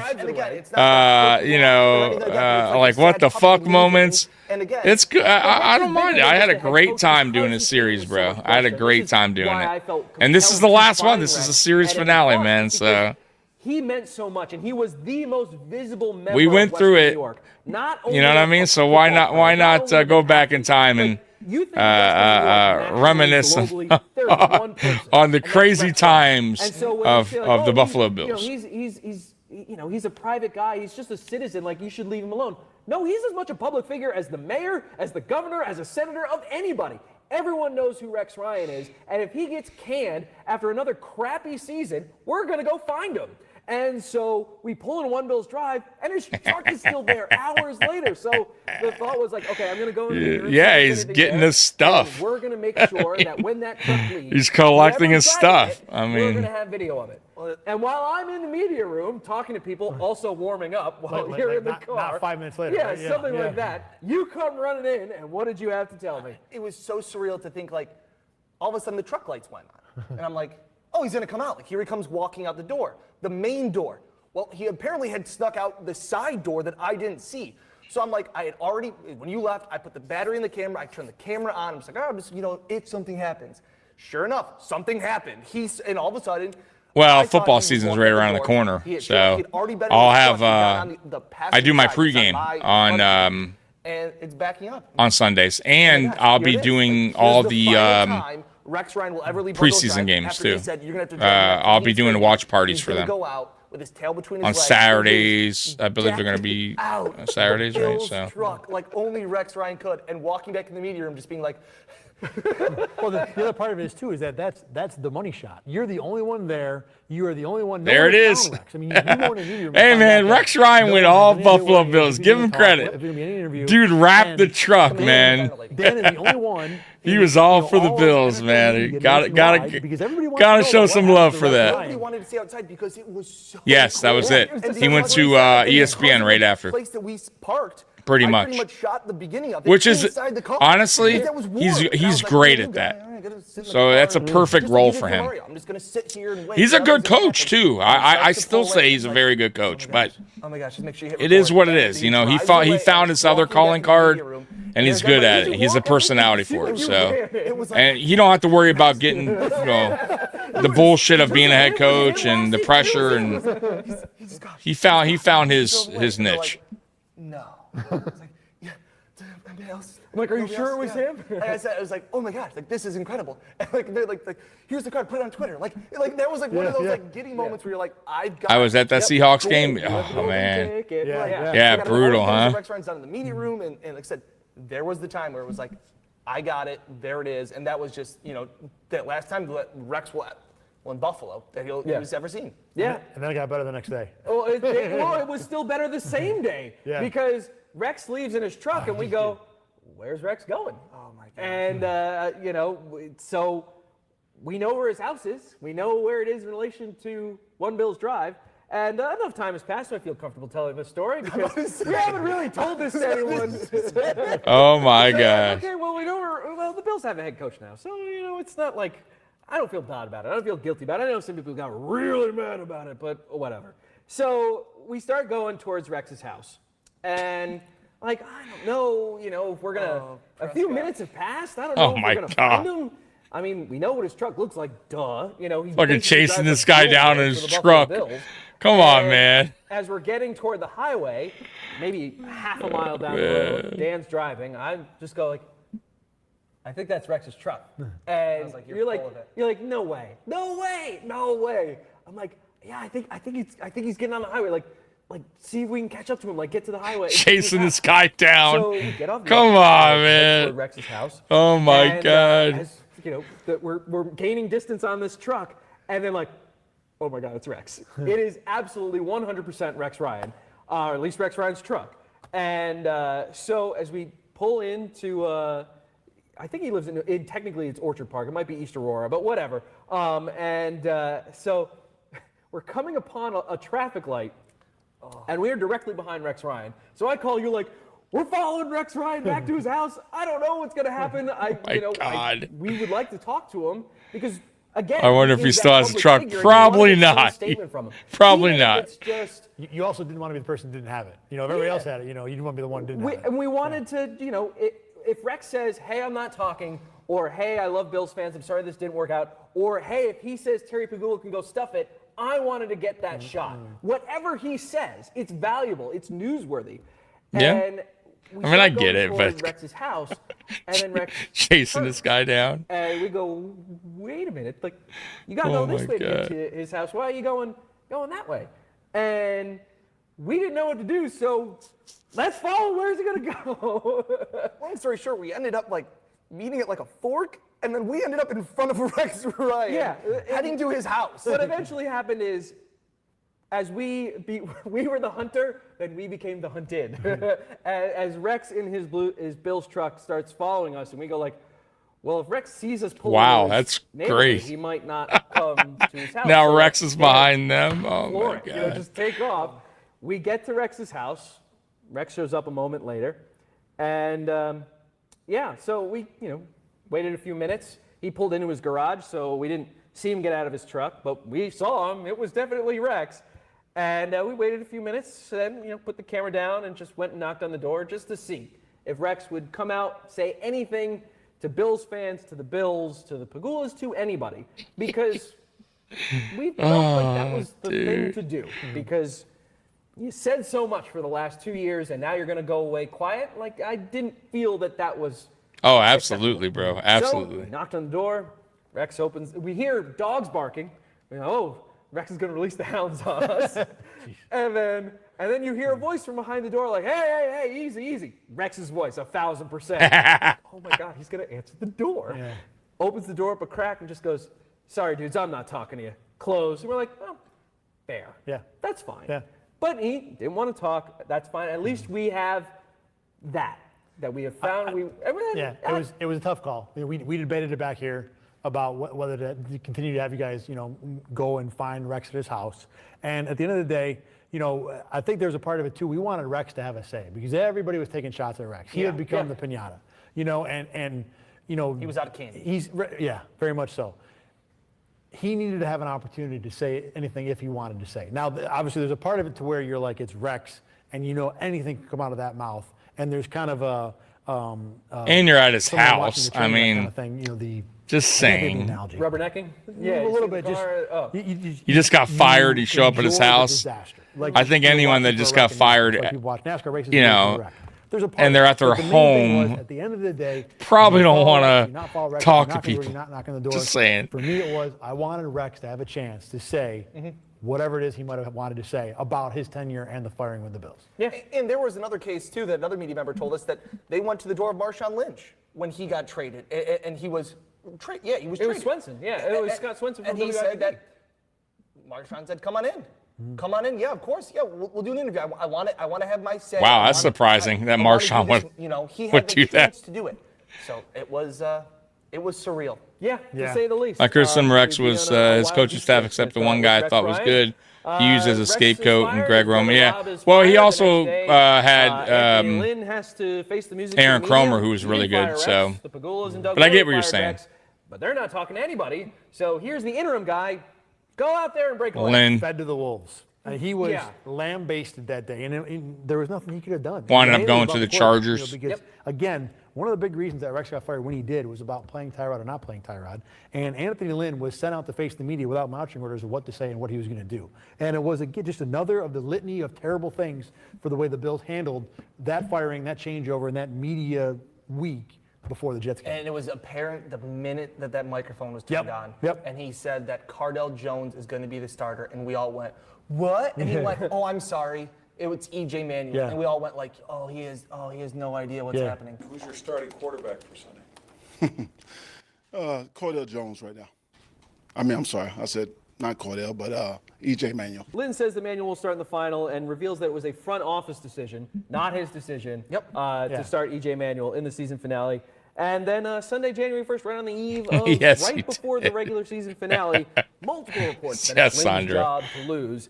The Lynn-led Buffalo Bills take on the New York Jets. E.J. Manuel, 9 of 20. He was bad. Cardell Jones wasn't much better. 6 of 11 for 96 yards. Jets win 30-10. Less said about that game. Got our ass kicked in that game. I'm driving back from the Meadowlands. We finished the season 7-9, folks. Mandated end of the season press conference. Oh, and Doug Whaley. There, just how surreal was that one? It wasn't surreal. The funny thing was that while it was going on, I'm like, he's supposed to get skewered here, and he's getting skewered, but he's surviving it a little bit. And then the more you watch it again, you're like, wait, why did he say that? Yeah, I know. McGahee wasn't a fan of Buffalo either. I mean, it's not for everyone. I mean, and plus when you're losing, Lynn tried to spin, you know what I mean? It probably doesn't help. You know what I'm saying? This is why we're doing this. Well, it was just like, nobody let me in the meeting, so I don't know what's going on. I mean, some people hate Michigan. You know what I mean? Some people love it. I love it here. Yeah, you know what? It was over Rex's head. That was the decision over Rex's head. And you're like, it was even more over Anthony Lynn. Well, Lynch is always getting in trouble, Sandra. Even to this day, he's still getting. Oh my gosh, he's getting caught up once in a while on some stupid things. You know what I mean? Cool guy, funny guy, but Marshawn Lynch is he's a different kind of person.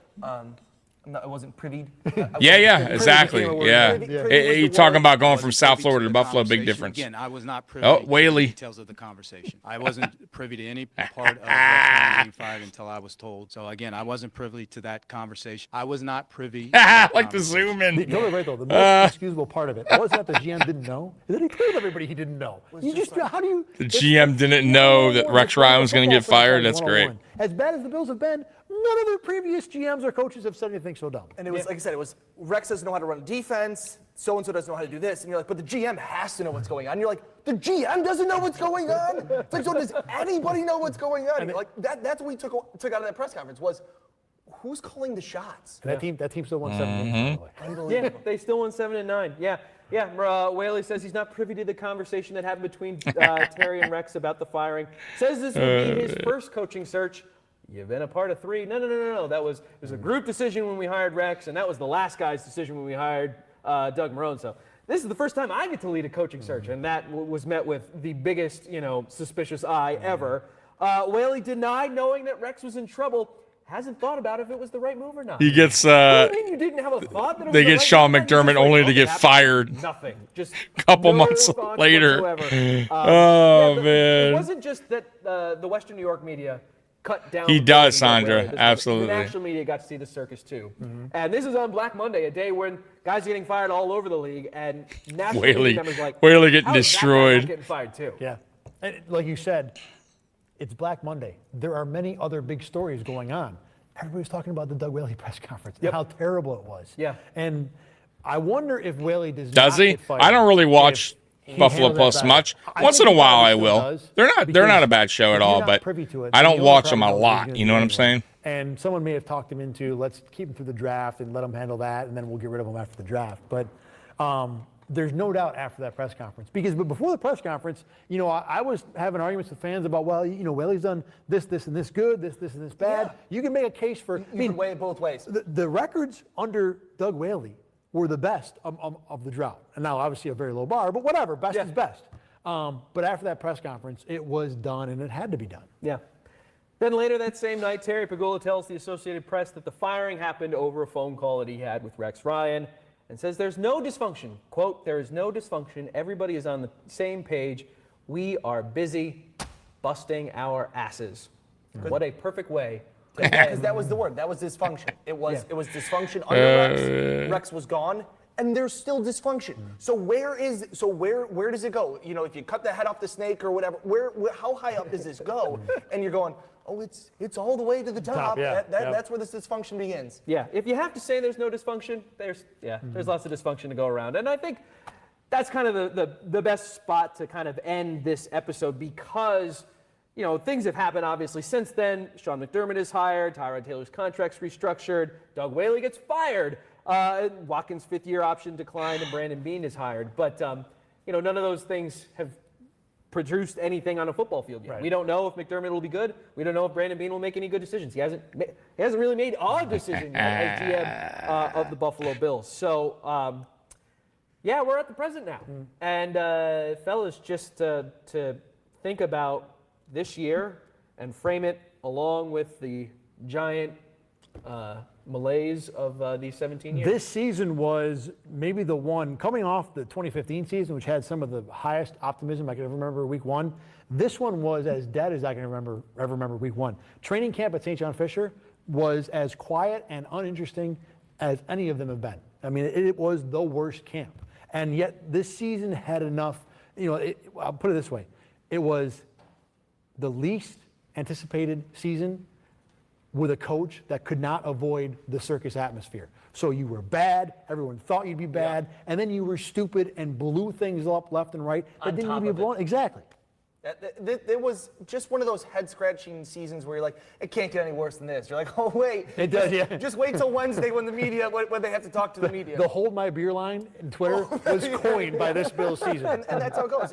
And going, like you said, Prescott, into this year, it's so many question marks. And I go, last year you kind of knew going in like what you had. You knew what you had with Tyrod Taylor and so on and so forth. And it's like, none of the questions were really answered. We're just as confused going into this year of, is this stuff going to work going ahead? Yeah.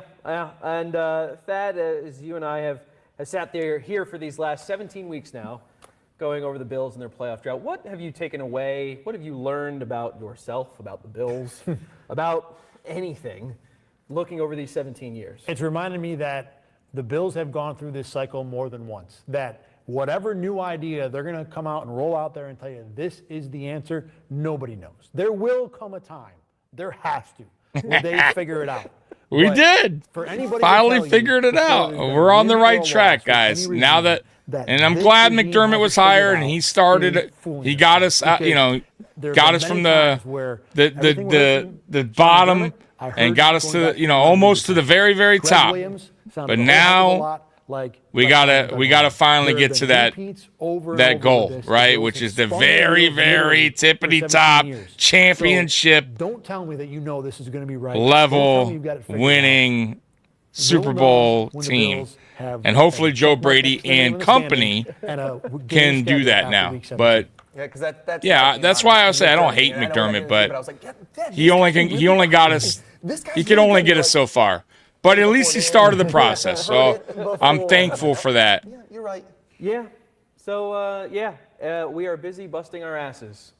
Terry Pegula's last words on the 2016 season, and maybe that's how they'll be in 2017. And hey, maybe we don't have to do an 18th year. It could work this year. It could. It will. The one other thing I'm absolutely sure of, they will make the playoffs at some point. It will. Fluky 2017 season that we got into the playoffs with 9 wins, but we did. Texans didn't we did exist when the drought started, and they have been in the playoffs multiple times since then. The Bills have to figure it out, right? Tom Brady's not going to be quarterback forever. Bill Belichick's not going to be head coach forever. Mm-hmm. They're going to have to figure this out at some point, right? They will. It may not be this year. Maybe we make it to 20. The drought may be able to vote and drink and rent a car, but they will eventually find a way to get to the playoffs.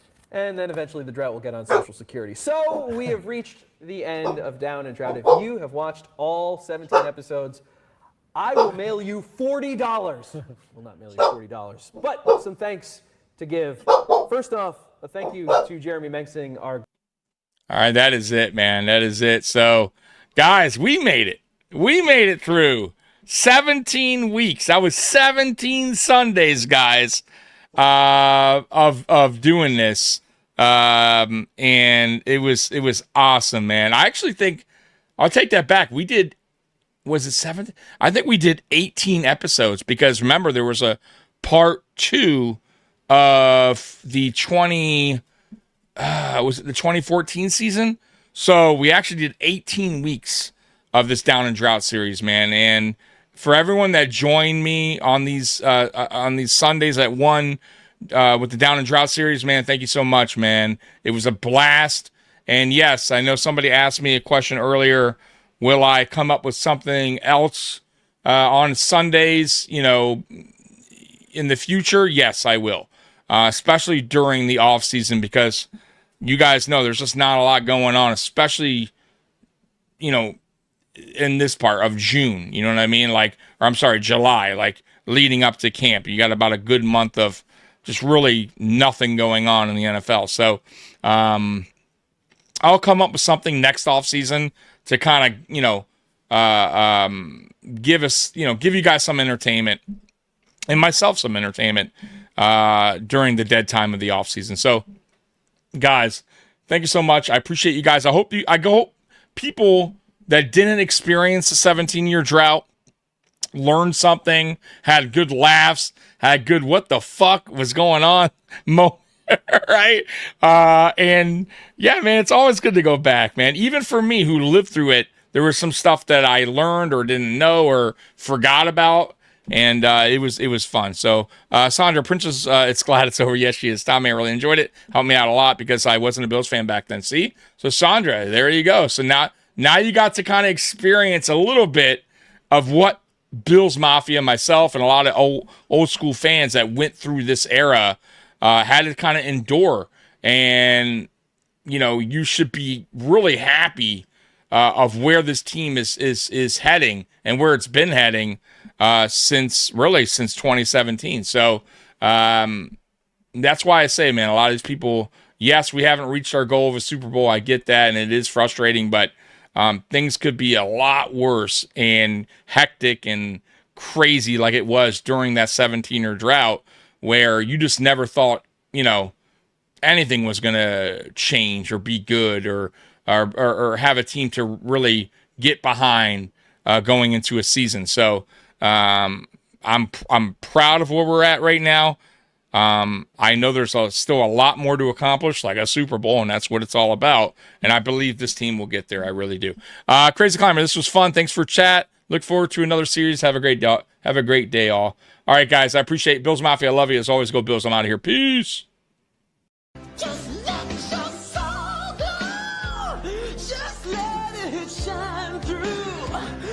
just let yourself